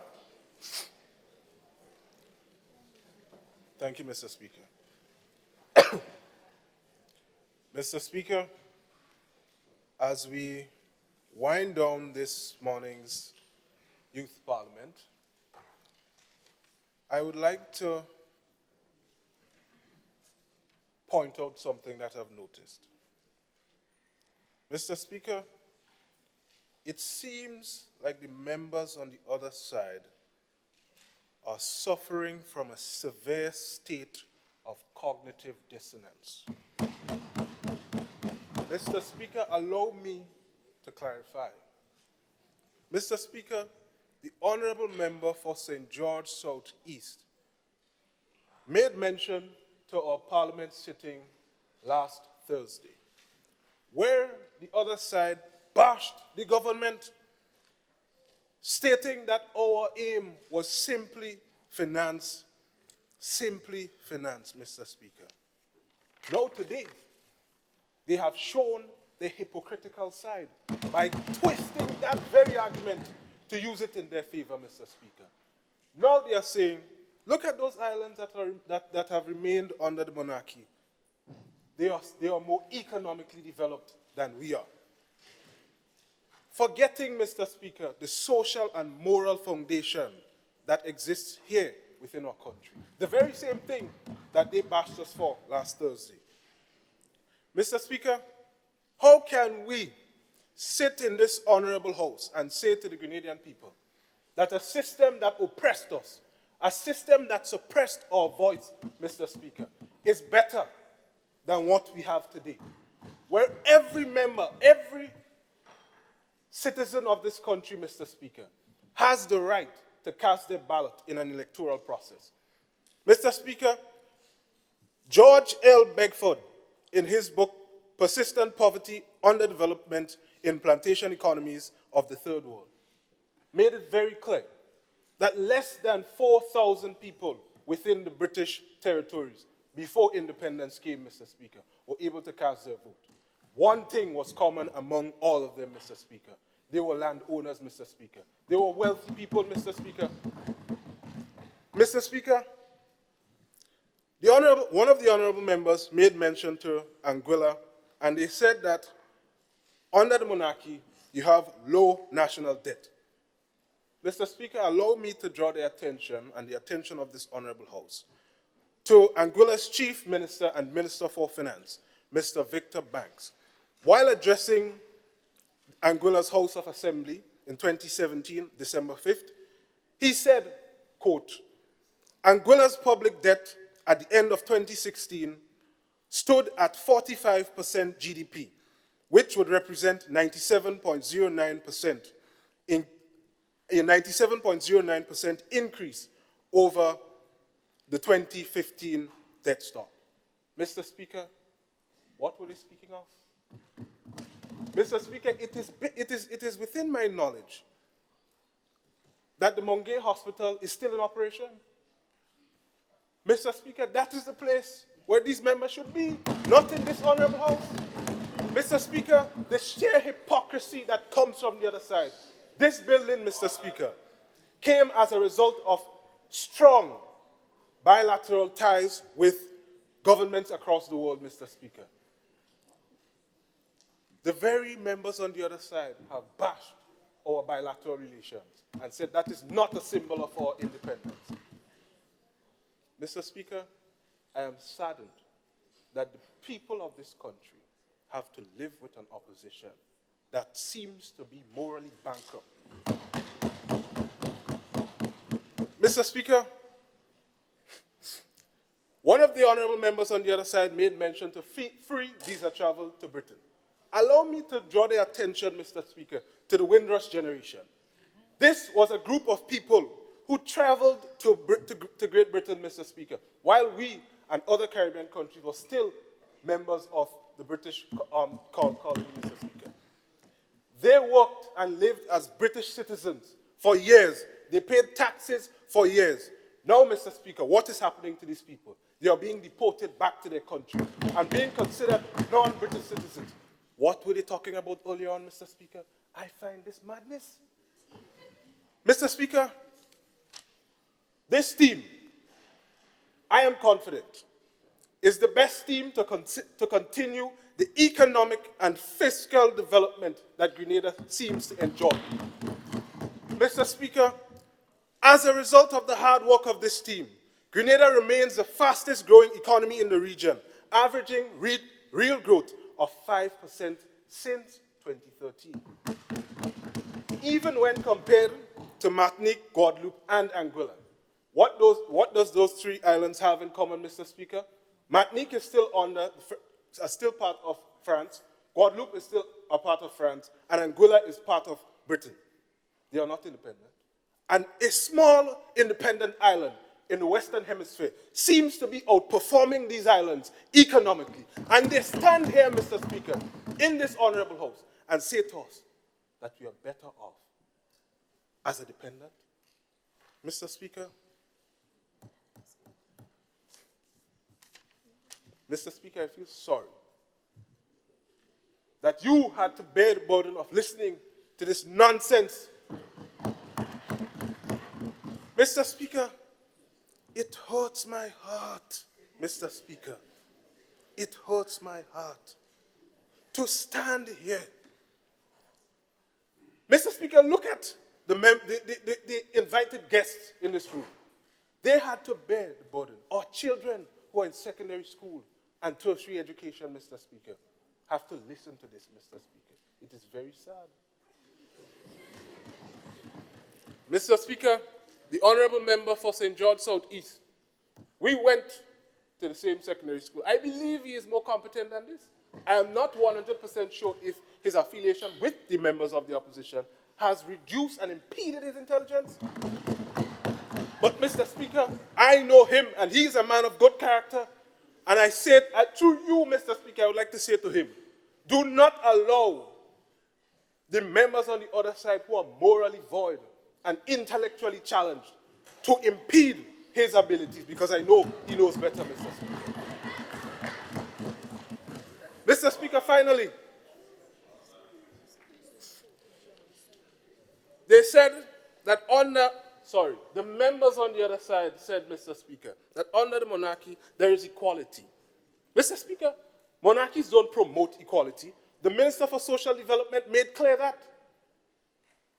Mr. Speaker, I'm not sure if the honorable opposition leader was asleep while the Minister for Social Development was speaking. But, Mr. Speaker, she reminds me, the honorable opposition leader, reminds me of a former member of parliament who used to sleep. Mr. Speaker, these members on the other side are posing themselves, or maybe transposing themselves, to be the next government. But, Mr. Speaker, the Grenadian people are not stupid. I am confident that they are smarter than these members on the other side. Allow them to be. Mr. Speaker, I would like to say thank you to my team members for gracing me with the opportunity to speak in this honorable house as the head of government and Prime Minister, Mr. Speaker. I am confident that in the coming years, Grenada will continue to see and benefit from the important fiscal measures that we have put in place to continue benefiting and improving the lives of the citizens of this country. Mr. Speaker, thank you.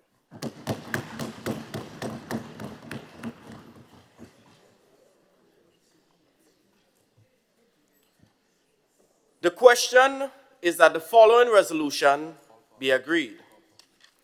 Whereas control of the state of Grenada was disputed by Great Britain and France in the 18th century, with Britain ultimately prevailing with the Treaty of Versailles on the 3rd September 1783, and whereas under the Associated Statehood Act on March 3rd, 1967, Grenada was granted full autonomy over its internal affairs, and whereas on the 7th February 1974, Grenada became a fully independent state and continued to practice a modified Westminster parliamentary system based on the British model with a Governor-General appointed by and representing the British monarch, and a Prime Minister who is both leader of the majority party and the head of government.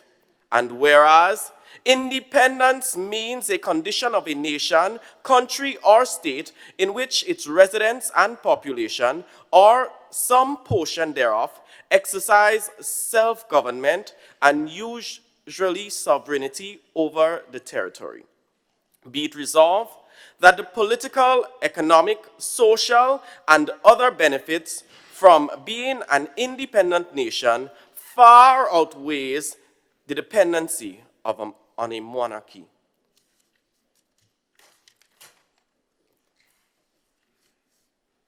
As many are in favor that the resolution be agreed, say aye. Aye. Those opposed, say no. No.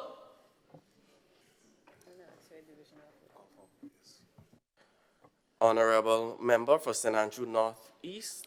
Mr. Speaker, I stand to beg for a division of votes.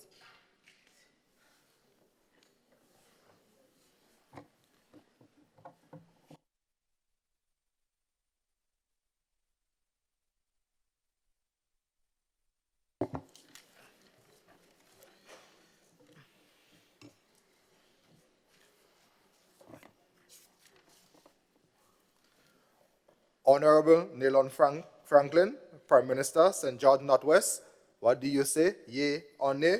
Yea.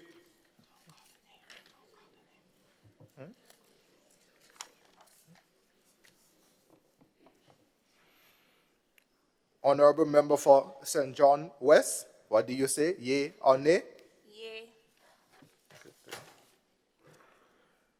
Honorable Member for Carriacou and Petit Matnik, what do you say? Yea or nay?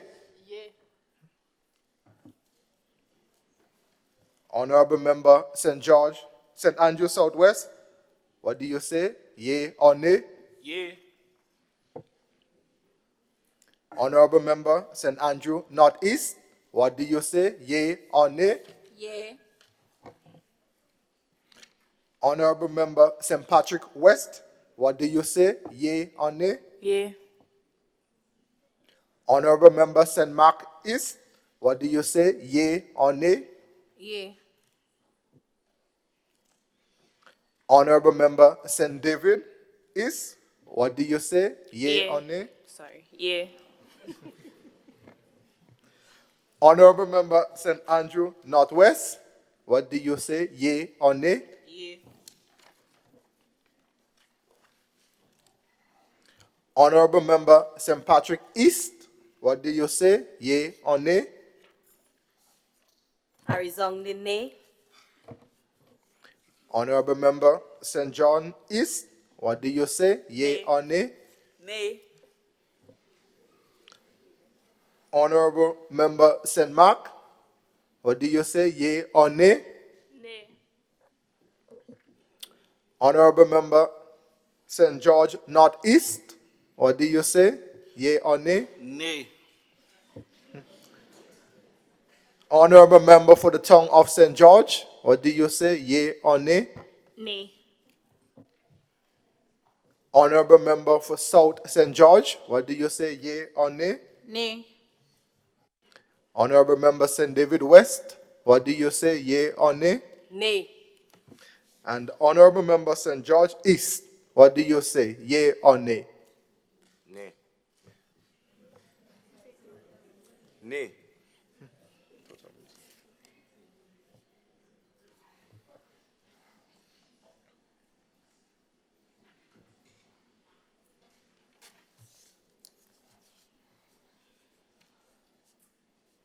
With a vote of 9 to 8, the ayes have it. The ayes do have it. The resolution has been agreed. Honorable Member for St. Patrick West. Mr. Speaker, I stand and ask that this House stand adjourned until the next sitting deemed necessary. All those in favor that the House be adjourned, say aye. Aye. All those opposed, say no. The ayes have it. The ayes do have it. The business of this Youth Parliament stands adjourned.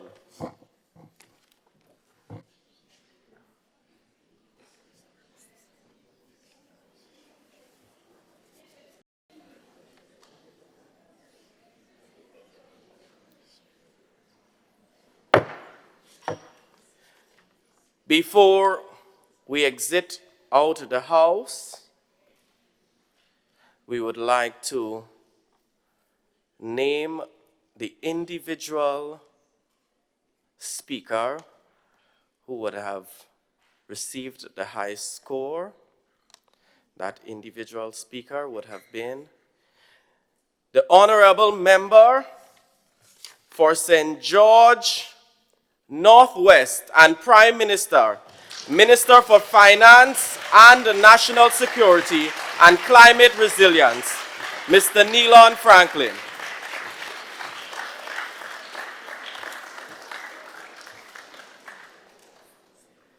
Sign Nidai.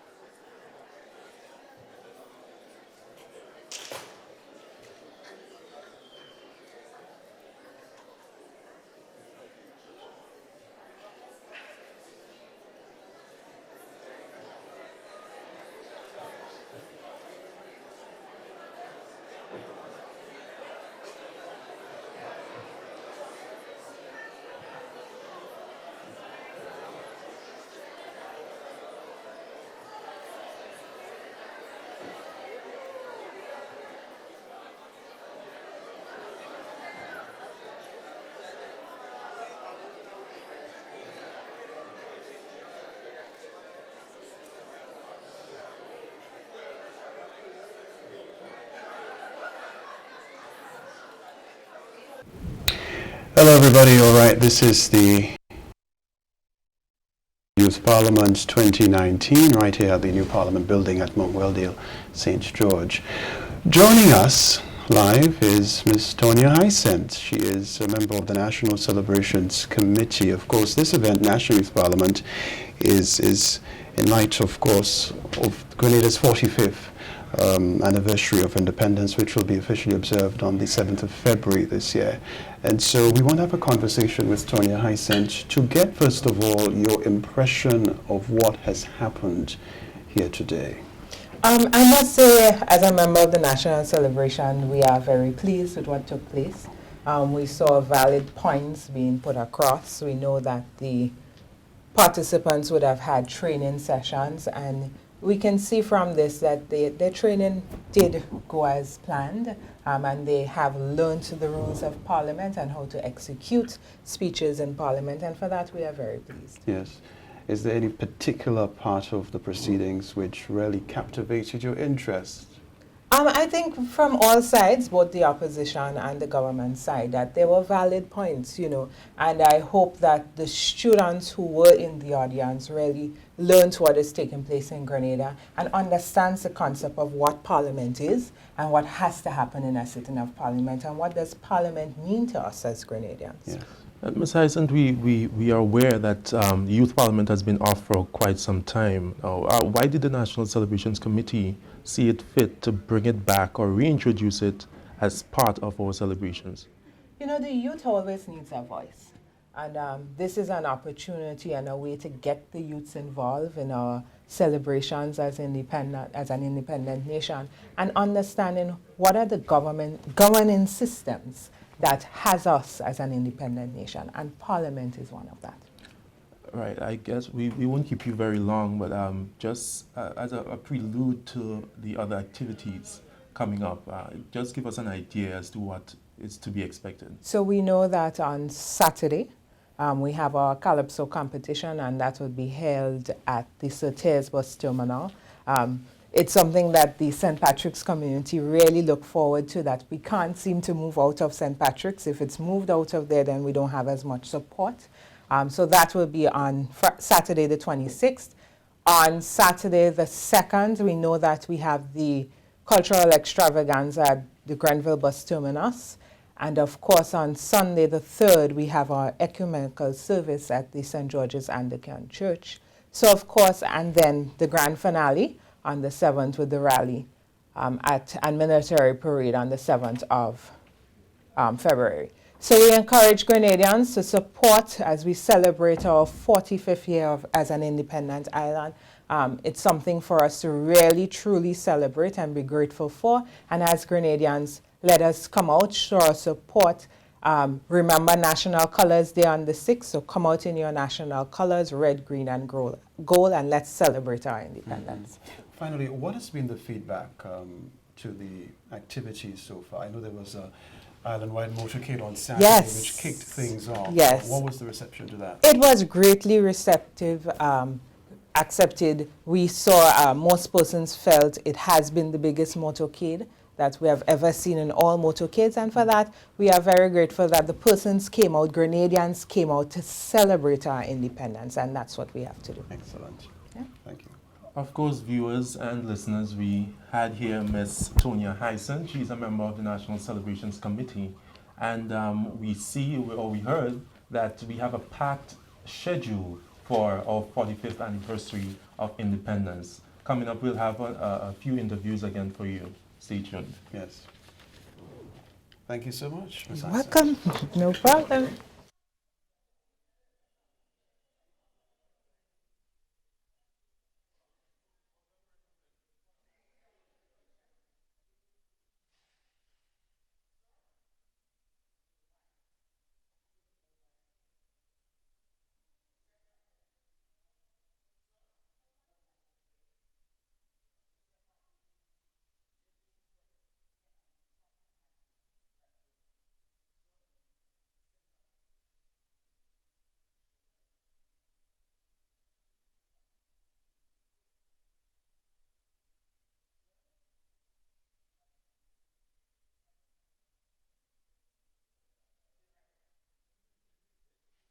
All right, so we're here at the Parliament Building, Grenada Parliament Building at Montwelldale. Ken Revitise alongside Delroy Louison. The aftermath of what has happened, of course, talking there during the break relative to the level of presentations by the young ones. Right. Very impressive, I must say. You could have seen the research, the dedication to ensuring that the level is risen to a particular level. Yes, there was actually, and I just spoke to one of the trainers, Roy and Harry, and he said they only had a month actually to train these individuals, and most of them are very new debaters. They have not debated before. So I was very impressed, and I must say that the leadership of this country I'm going to say something. is definitely in good hands. I want to commend the Ministry of Youth Development, Sports, Culture and the Arts for reintroducing the Youth Parliament here in Grenada for yet another season. Yes, and I have to say, looking at, for example, the performance of the Speaker of the House, Karim Salab, he did much justice to the role. Very impressive. No nonsense, but at the same time quite witty. Yes, he was a very outstanding individual, I must say.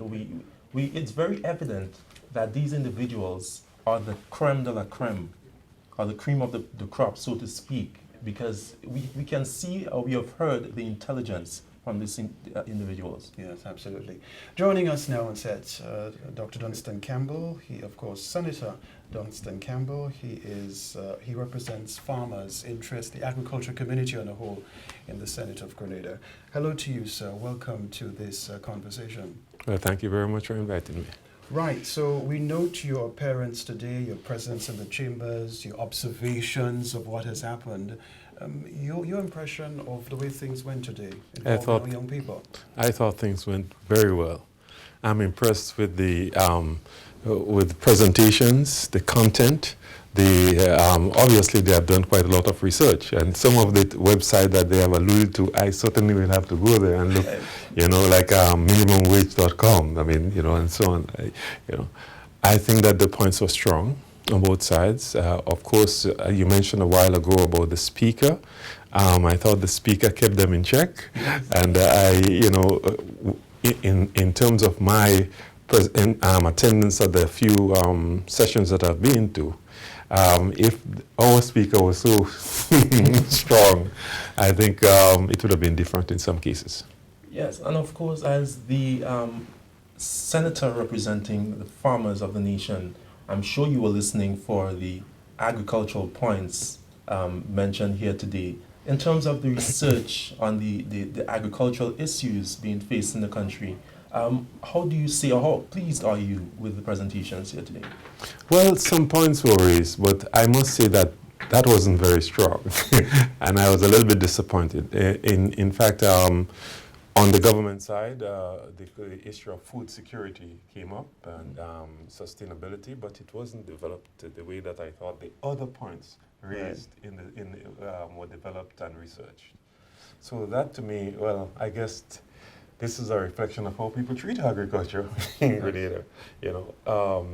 It's something spoken about, but it's not really delved into in depth.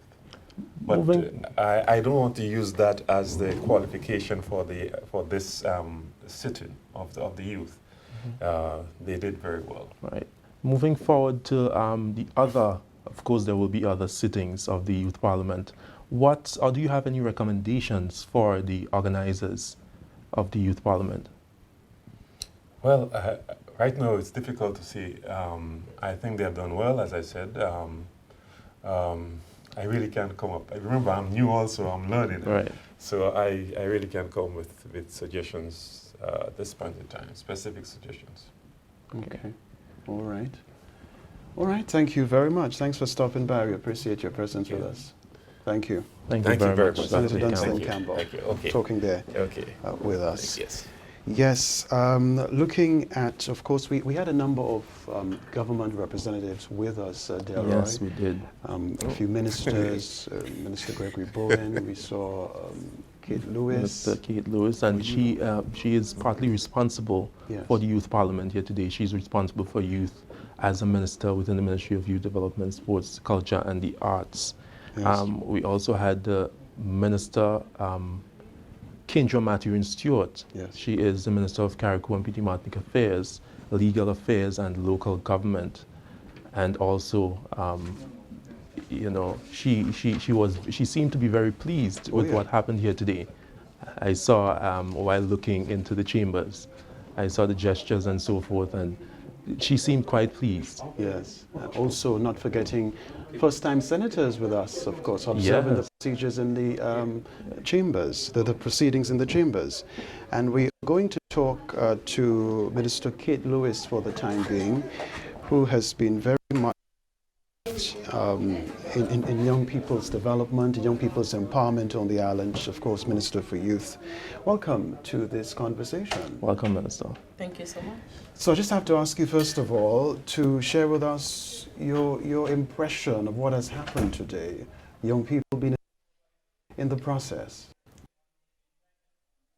It's our government's mandate to have young persons representing us.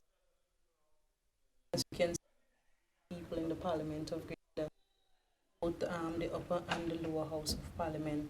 And we also have that mandate where we want to produce our future leaders. So what we did is to see the return of the National Youth Parliament so that our young people can get the exposure to make their contributions towards our country. And what a return it was. It was actually, it came back, and it came back with a bang. I was telling Kenroy earlier, with the quality that we had here today, it seemed like we needed the rest. Yes, you know, definitely. We've been out for a while. Everything that we do, we always have to stop and reflect and recharge. And that is what you would have seen there. I must, of course, give credit to the persons who would have worked directly and also indirectly with them. Mr. Royden Bihari, our acting youth coordinator, would have, taken charge of what you would have seen here today. And all the other persons, I say thank you. And as a government of Grenada, this is what, our goal is, to give our young people the opportunity to discuss issues of national importance. Let them have their say. And that is what you just have seen today. Right. Right. We're very pleased with the level of the debates today. As Minister, though, how do you suppose the debate can be even lifted? We just have working with time, stick to the time, focus on the points that you have to make, and with further practice, more opportunities at the parish levels. We want to give them the opportunities at different levels of the National Youth Parliament, and in that way they will be able to uplift the standard. I must say the leadership of this country is in good hands. Definitely. Seeing what happened here today, I must also commend the Speaker of the House. Yes. He kept them in check, as the Senator rightly said earlier. And I want to commend the healthy rivalry, and that is very important too. We have to remember that we need to respect each other. Yeah, it is necessary for our young people to understand that you can disagree, but in a respectful way. You can also agree to disagree. Yes. And this is what you would have seen happening here today. We look at the amount of students that witness it, and this is good, because now they are more encouraged. It was a learning exercise for them. And they are more encouraged because I'm sure they are looking forward to their opportunity to sit at the National Youth Parliament. Yes. You were once a senator, you are now minister, you sit in the House of Yes. How has the whole change of representing that level? Yes, first of all, I came from being a teacher for a number of years. About service to our nation. I'm serving at a higher level now, but of course, the backbone to that is being loving and caring towards people and wanting to see other people reach their highest potential. So the transition may seem, and it is, because what the expectations of the people can be a challenge sometimes. But so far, I think it has been a good experience. Fantastic. All right, Minister within the Ministry of Youth Development, Sports, Culture and the Arts, and also Parliamentary Representative for St. Andrew North East, the Honorable Kate Lewis with us here today. The takeaway from this interview, service to and service to country, very important. Thank you very much, Minister. Thank you so Thank you. much. Thank and you you very- guys have been doing an excellent job. Keep it up. Thank you very much. Thank you. Right, so we continue here. We're live. This is the aftermath of National Youth Parliament. Active participation there by the young people. Yes. Looking at the list, there's some 9 government representatives, as well as 8 members of the opposition. Yes. Presenting strong debates, presenting what was the culmination of much research, and having some deliverables there for you to make sense of. What a day it was. What a day to celebrate excellence on the national level. Yes, and as I remind the viewers and listeners also again that this is one of the activities in commemoration of our 45th anniversary of independence. I think it's a time for retrospection. I think it's a time for introspection, to look back as well as to where we came from and look forward, forging ahead with vigor. I also remind you of the theme for our independence celebration this year, celebrating 45 years, building resilience and enhancing social and economic transformation, the theme for our 45th anniversary of independence. Yes, absolutely. Looking at some of the rules of the House. National Youth Parliament today, I note, Delroy, the use of point of order many times by the representatives. Yes, indeed. And also point of clarity. You know, they wanted some perspective on, okay, you made this particular claim, can you substantiate it? Yes. And so that was very much appreciated. And it goes to show that the debaters were listening carefully to their counterparts, debate, make sense of the issues, and when need be, interjected to get some perspective, to get some clarity on what was being put across. Joining us is first-time Senator James. Young Senator Karen James. Yes. Good afternoon. You were in the chambers. Yes, I were. And you're observing quite closely, as I noticed from my vantage point in the media center. There are some points during the proceedings. You know, the Speaker of the House, Karim Salhab, gave some witty perspectives at times, and he chuckled. I saw that. You know, give us a sense of your overall take on what has happened today. Overall, I believe that the young people, they did an excellent job. You know, it's not easy to be sitting there, and they took it very seriously, so they must be commended for that. In terms of the content of the debate, I think they did an excellent job there as well. You know, it was really interesting to hear their side and to hear their views on the issue of, you know, are we better off being a monarchy, or are we better being an independent nation? So I think they did justice to the debate today. And also, Senator, as a young senator, probably the youngest in the Commonwealth, in the Caribbean as well, speak to us about the few sittings that you have been through.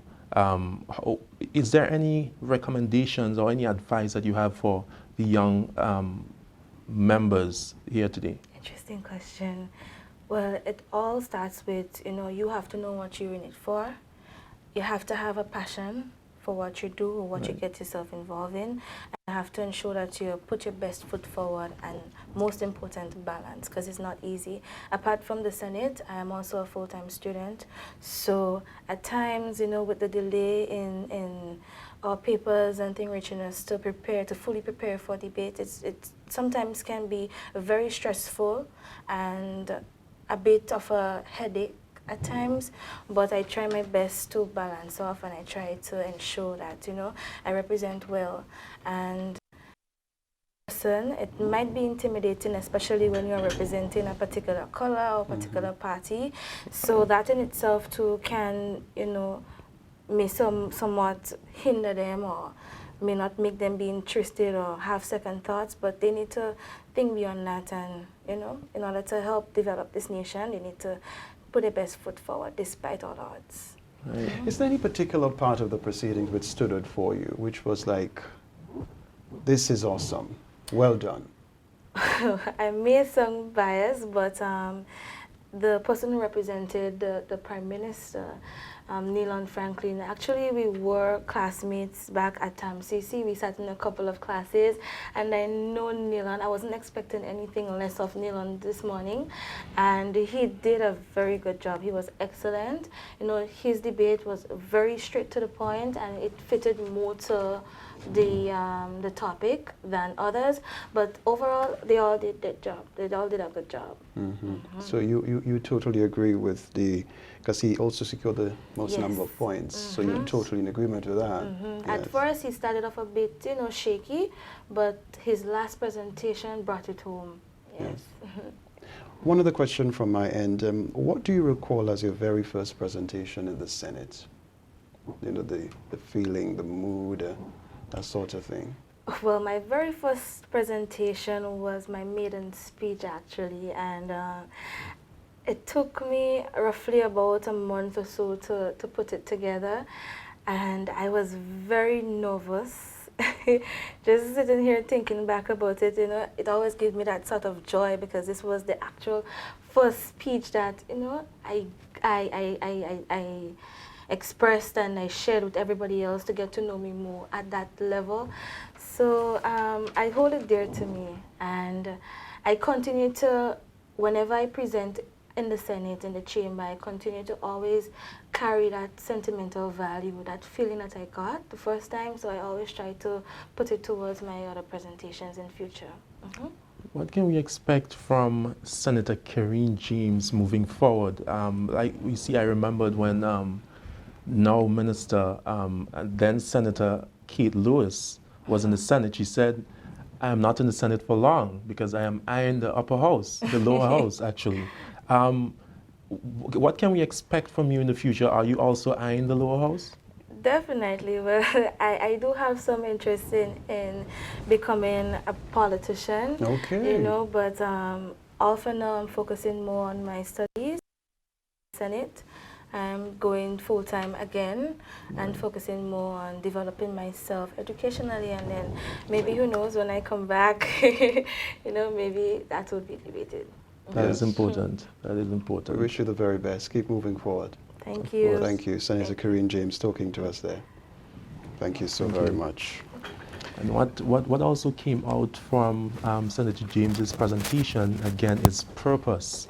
And we heard the minister a while ago, Minister Kate Lewis, mentioning service to country, service to others. And you have to know why you're in it, And once you know why you're in it, it'll be very easy for you. Yes, yes. And that kind of service, Delra, you talk about, is really the core of what selfless service is all about. Right. It's all about putting people's development before your own interests. True. And, by extension, the development of the nation. So selfless service is encouraged.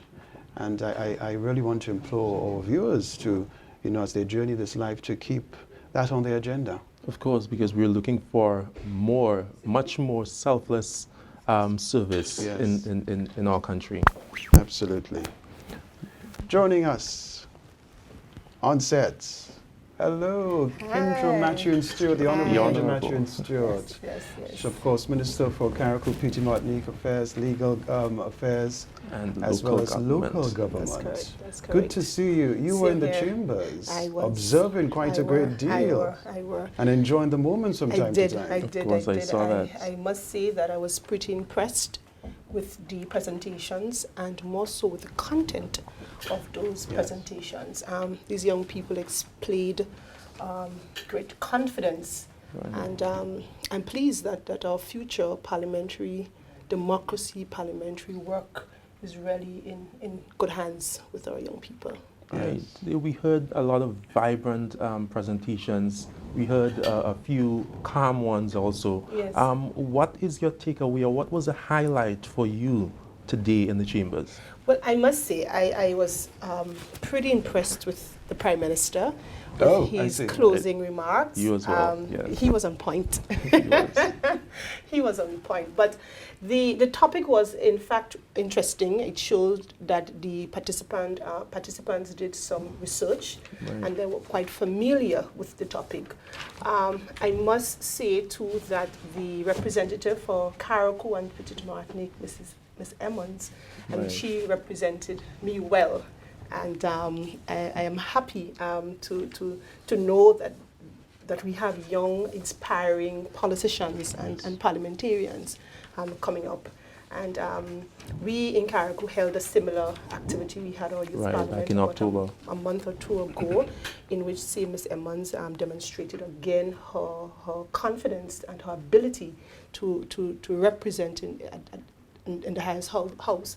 So it was good, and I want to place on record, of course, appreciation and gratitude to the Ministry of Youth Right. and all those who would have contributed towards the success of this this activity. It was well organized, and all was well for our future. Right. And of Yes. course, Minister, as I ask every other previous interviewees here, what recommendations, or do you have any recommendations for the young politicians or budding politicians here today? But as a young person myself in politics, politics is not an easy road. It is not easy. But I think it is the avenue through which one serves people. So if Right. one is interested in people, you love people, and you have a passion for service, I think that can be done through politics. So anybody who wants to get into politics, you have to be prepared both mentally and physically, because it is tough, it is rough, especially as a young female in politics. So just be prepared mentally and physically, and have that love for people.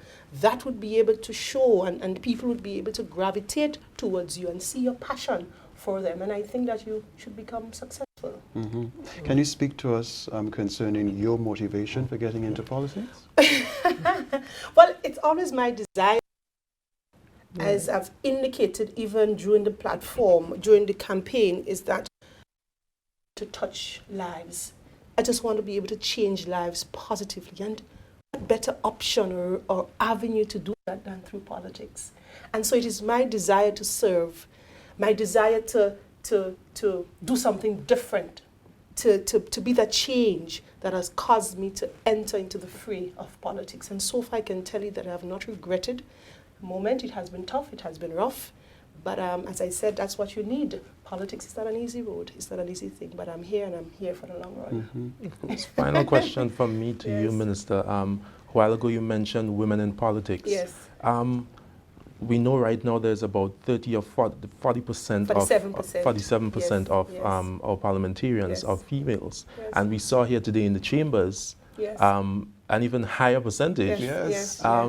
So looking forward or moving forward into politics for women, do you foresee the women's percentage overpowering the males? Well, I won't use the word overpowering, but I like it that is almost equal. You see, we have seen women rise to great positions, to leadership positions, but at the same time, I'm noticing that the males are now starting to lag behind. No, that is concerning to me. And yes, while I would like to see much more women involved in politics, and of course, not only in politics, but in other leadership capabilities, I'd also like to see that the men, because we have to find people to marry. We have to find partners. Yes, we have to absolutely. find partners. We have, it must be equal. Yes. It must Right. be equal. And so I want to also encourage young men, young boys to come back. We know that you're there. We know that you can do it. So join us. Let us do this together. Yeah. It must be a partnership. And I'm certain that we'll be able to have that equality that we have been dreaming of for a very long time. Final question from my end. And I absolutely agree with you, Minister, because the female parliamentarians are supposed to complement the male parliamentarians Yes. to coexist That's right. in the chambers That's on the right. way forward. That's right. You have 3 hefty portfolios. Yes. Carriacou, Petite Martinique Affairs, Local Government, Legal Affairs. Yeah. How do you do it? Good question. How do I do it? I do it fine. I think I have the support system. So I am back and forth to Carriacou and Grenada, sometimes twice, 3 times per week. And I have the support system. We have the Ministry of Carriacou and Petite Martinique Affairs, and we have a very capable, young, energetic, prominent secretary there. Also in Grenada, we have now the Attorney General, and we have other legal officers there who are also assisting. So no man is an island. No man stands alone. And so I have that support. The constituents understand. They know by now my schedule. Even I know my schedule. So, it is hard work, but I'm enjoying it. So it's not much of a stress. When you do what you like, it does not show, or you're not stressed by it. So I am enjoying it. I like it. I am just, probably saying I should have probably gotten into this a little bit earlier. But I'm in fact enjoying it, and I would encourage young persons, not necessarily females, but young persons, to really get involved in politics. It's the avenue in which we can actually make a difference. It's an avenue through which we can make change. It's an avenue in which we can touch lives of people.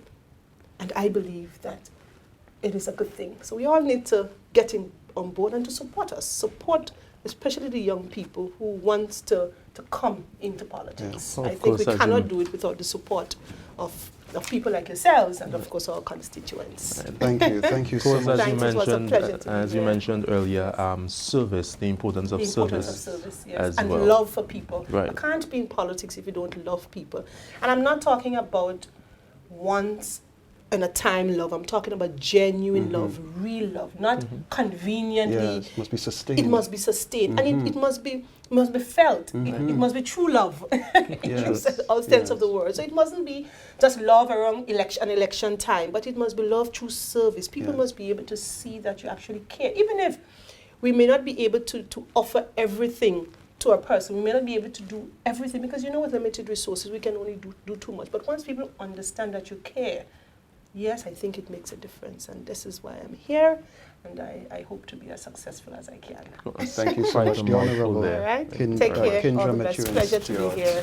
All right. Minister for Carriacou and Petite Martinique Affairs, Legal Affairs, and Local Government. Thank you so much. Bye. We will continue the conversations with some other individuals who, of course, were present at the proceedings today. We intend to talk with Senator Judd Cadet. Right. He's outside. He's a government senator. Yes, as well as I believe Senator Ron Redhead is here. Yes. So hopefully we'll have a conversation with them both. What a day, what a day, what a day.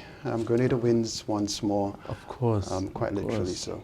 Yes, and back to independence again. One of the questions we saw coming out from the chambers here today, on the opposition side especially, are we really independent?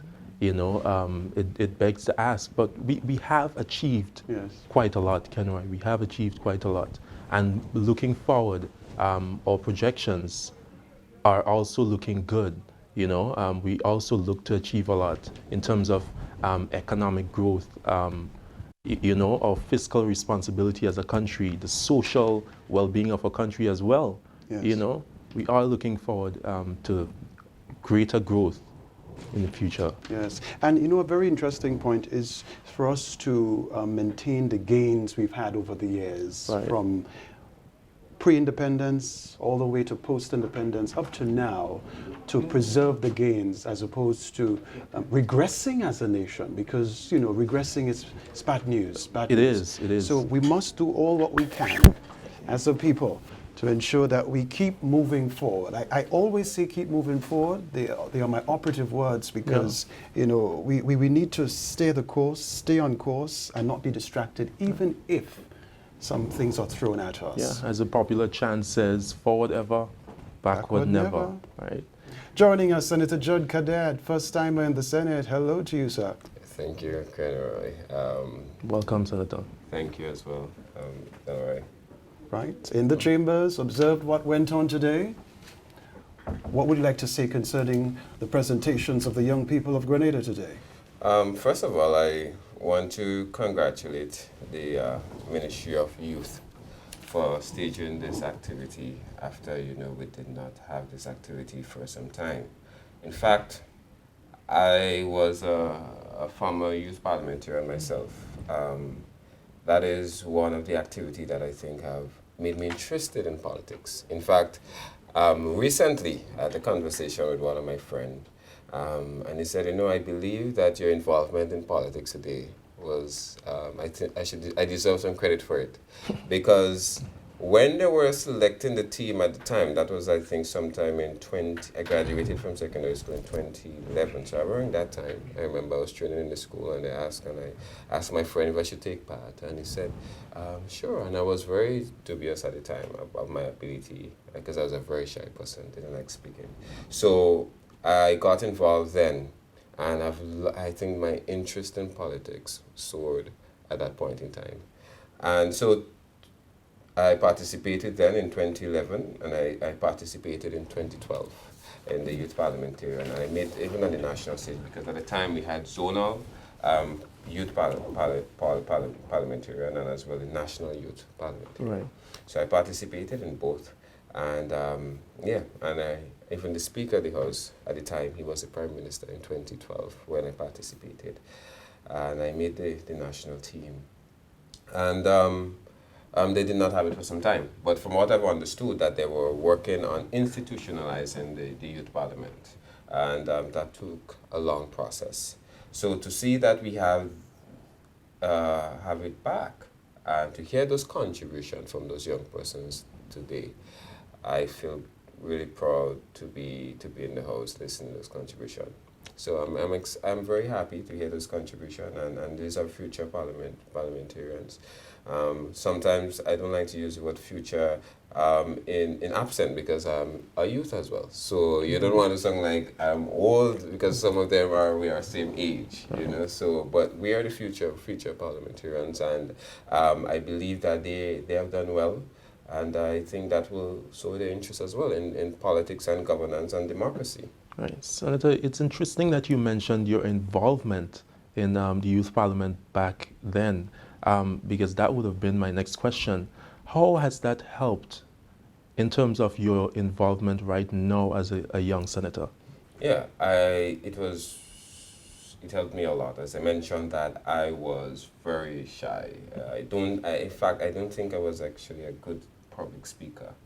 And it molded me in that capacity. I was not interested in politics, period.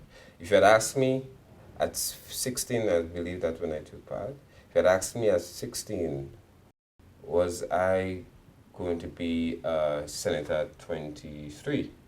I'll tell you, hell no. Because I had no interest in politics then. However, getting involved in the youth parliament, you get to understand that one of the functions of this institution is to pass laws that are beneficial to the people and to the state, and to ensure it promotes good governance.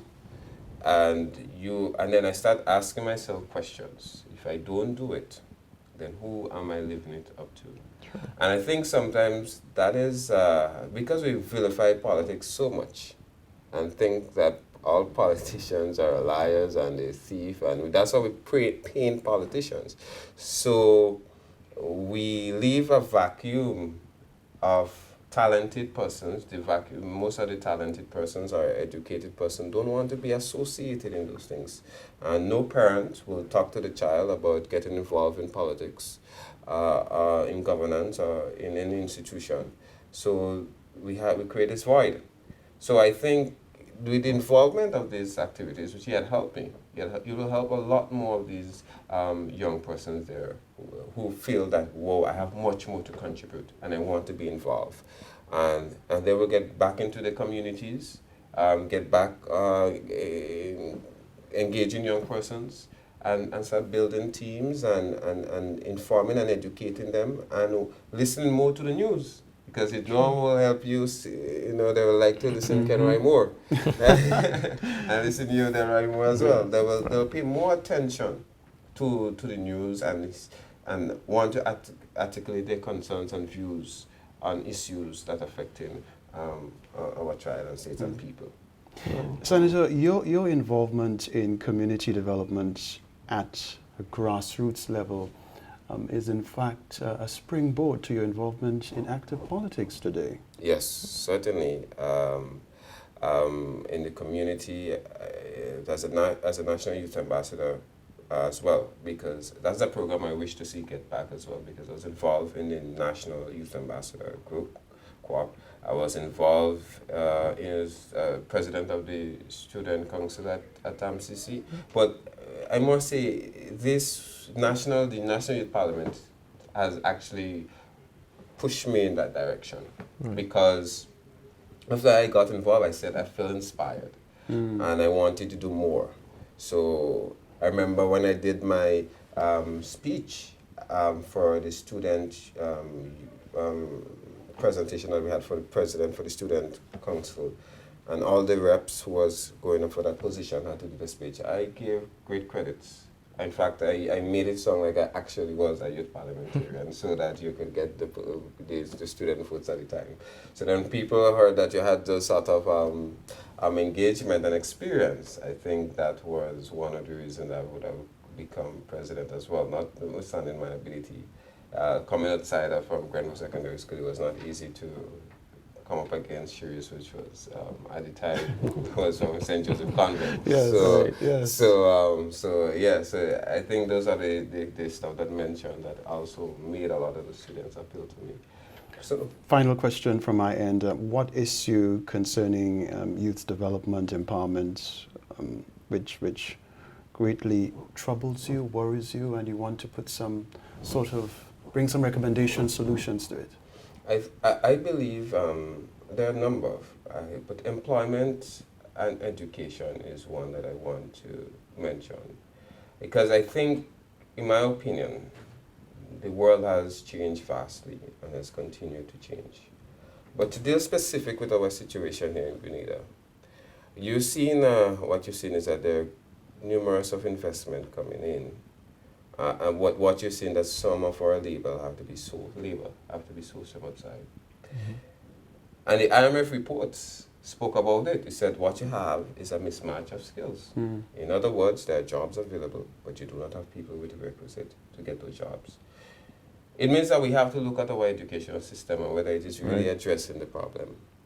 And I don't know why we refer to academics and skills, because you can be a really good plumber and you can teach plumbing, so why are you saying that because I'm skilled or not in academia? So in other words, the academics need to focus more on developing the skills and looking at what is greatly needed here moving forward. And if we do a real good assessment, maybe we will have the unemployment rate is dropping, but we can reach much further if we do those assessments. I also believe that in agriculture, we could do much more. But sometimes I hear so much complaints from young people. I believe as young people, we need to be much more innovative and take initiatives. Because if we see a problem, I believe we should make the change. We should drive the change. In other words, what is happening in Silicon Valley today as a tech state or tech city is the fact that it is driven by young people. Those new technology that you see in coming, like artificial intelligence, these are young persons that are sitting in the garage and are thinking, what will be the next change? What will be the next big thing, the technology that needs to drive to ensure that we improve the lives of our people? In other words, we need to have that sort of spirit as young persons. What is the next? How can we solve that problem? And how can we be involved? We cannot just demand things and then want to be involved. And I think these are some of the things that I will want to encourage young people. Don't just accept things of what they are, but you can make great change just by believing in yourself and taking initiatives. Right, quite a mouthful there from a young Senator Judd Cadet. Absolutely. Government Senator. Thank you very much, Senator, for that. And we sure look forward to more things coming from you as a senator and as a young person in our country. Thank you so much. Thank you for your time. You're welcome. Thank you. Thank you very much. Speaking there with Senator Judd Cadet. I think that's Indeed. Just to remind you, resolution today of the National Youth Parliament, be it resolved that the political, economic, social, and other benefits from being an independent nation far outweigh the dependency on a monarchy. Yeah? So, no doubt, the members of the House have represented quite well, and we applaud them once more. This is going to wrap up our interviews for the time being, and we're just going to chit-chat for the time. You know, overall thoughts, Delroy, moving forward. Much promise for young people. Very much promise for our young people, because, as I said earlier, I'm very pleased. Yes. I'm very pleased with the presentations here today from our young people. The research has been shown, the intelligence also has been shown, the debating skills, because a lot of the times, most of the times in the chamber today, we saw that there wasn't really much reading from a lot of them, but they actually practiced what they researched, and that was very important. So we see that our country is in very good hands. Oh, yeah. I also saw there was a very great show of support from the public, the youth public. We saw school students in there. We saw, you know, people from the youth from the general public in there, and I commend the general public for supporting the young people here today. Yes, indeed, absolutely. It is a platform. I've always seen the National Youth Parliament. This is why I'm so pleased by the reintroduction of it after the break. A platform to ventilate the issues affecting this nation. True. And giving young people that platform to express. So kudos to the organizers, and we look forward to many more sessions of the National Youth Parliament in the years ahead. But well done once more. Yeah, of course, I'm not surprised that the Ministry of Youth has taken on this initiative, because we have two young, vibrant ministers within that ministry, the lead minister, Senator Nolan Cox, and also Minister Kate Lewis, who has been involved with young people for most of her life. That's right. So I commend the two ministers and the Ministry of Youth Development, Sports, Culture and the Arts for such an initiative. Very youthful leadership. In fact, she, as mentioned, she comes from a background of teaching, which was also in the 17 years. Yes, quite a number of years there, impacting lives. She was also involved in the Junior Achievement Program. Yes. And has had tremendous success with the students, taking them to represent Grenada abroad and all of that. Exactly. So she's well poised. Well poised to roll out development for young people on the island of Grenada. And much more to come from her in the future, I must say. Yes, what a day. Any takeaway from your standpoint of the proceedings today? Any memorable moment? Takeaway, I saw that the young people, they were not just bent on debating a moot, but they actually came to prove a point here today. They came to prove the point that the young people's voice is still alive, and we need to hear more of the young people's voice. They came to show that our nation is definitely in good hands, you know? And whether we like it or not, that's why it's very important to train the young people right now. It's very important to train us, because whether we like it or not, we will be the ones taking over the country. You know, so I think it's very important, and I applaud the government again for such an initiative, and we look forward to more development in our youth by the government. Yes, yes. My takeaway is the fact that the members of the House, you know, they were listening carefully to each other, because, you know, they were able to, you know, have point of order, point of clarity. They were able to challenge what was said. Yes. And they did so quite openly. And respectfully so. And respectfully so, you know. And I really appreciate, of course, the involvement of the Speaker, his approach to proceedings. You know, he was very no-nonsense, but he also brought his wittiness to the fore. Yes, and a little sarcasm here and there. Yes. So well done. And, you know, you can see that much preparation, much went into preparing for today. Yes. You know, it was not just, okay, let's do this tomorrow, and we have 24 hours to do this, but there was a build-up to what happened today at Grenada Parliament Building, right here at Monkwell Dale. Yes, and as I mentioned earlier, one of the trainers, Royden B. Harry, said to me there was only a month to plan this, or they only used a month to train these young people. But a month, and we see this year today. What if we took a year? I know. You know? Yes, yes. So as we wrap up, what are you doing these days and what are you involved in? I know you were with us at the Grenada Broadcasting Network. You did well while you were there. You've since moved on.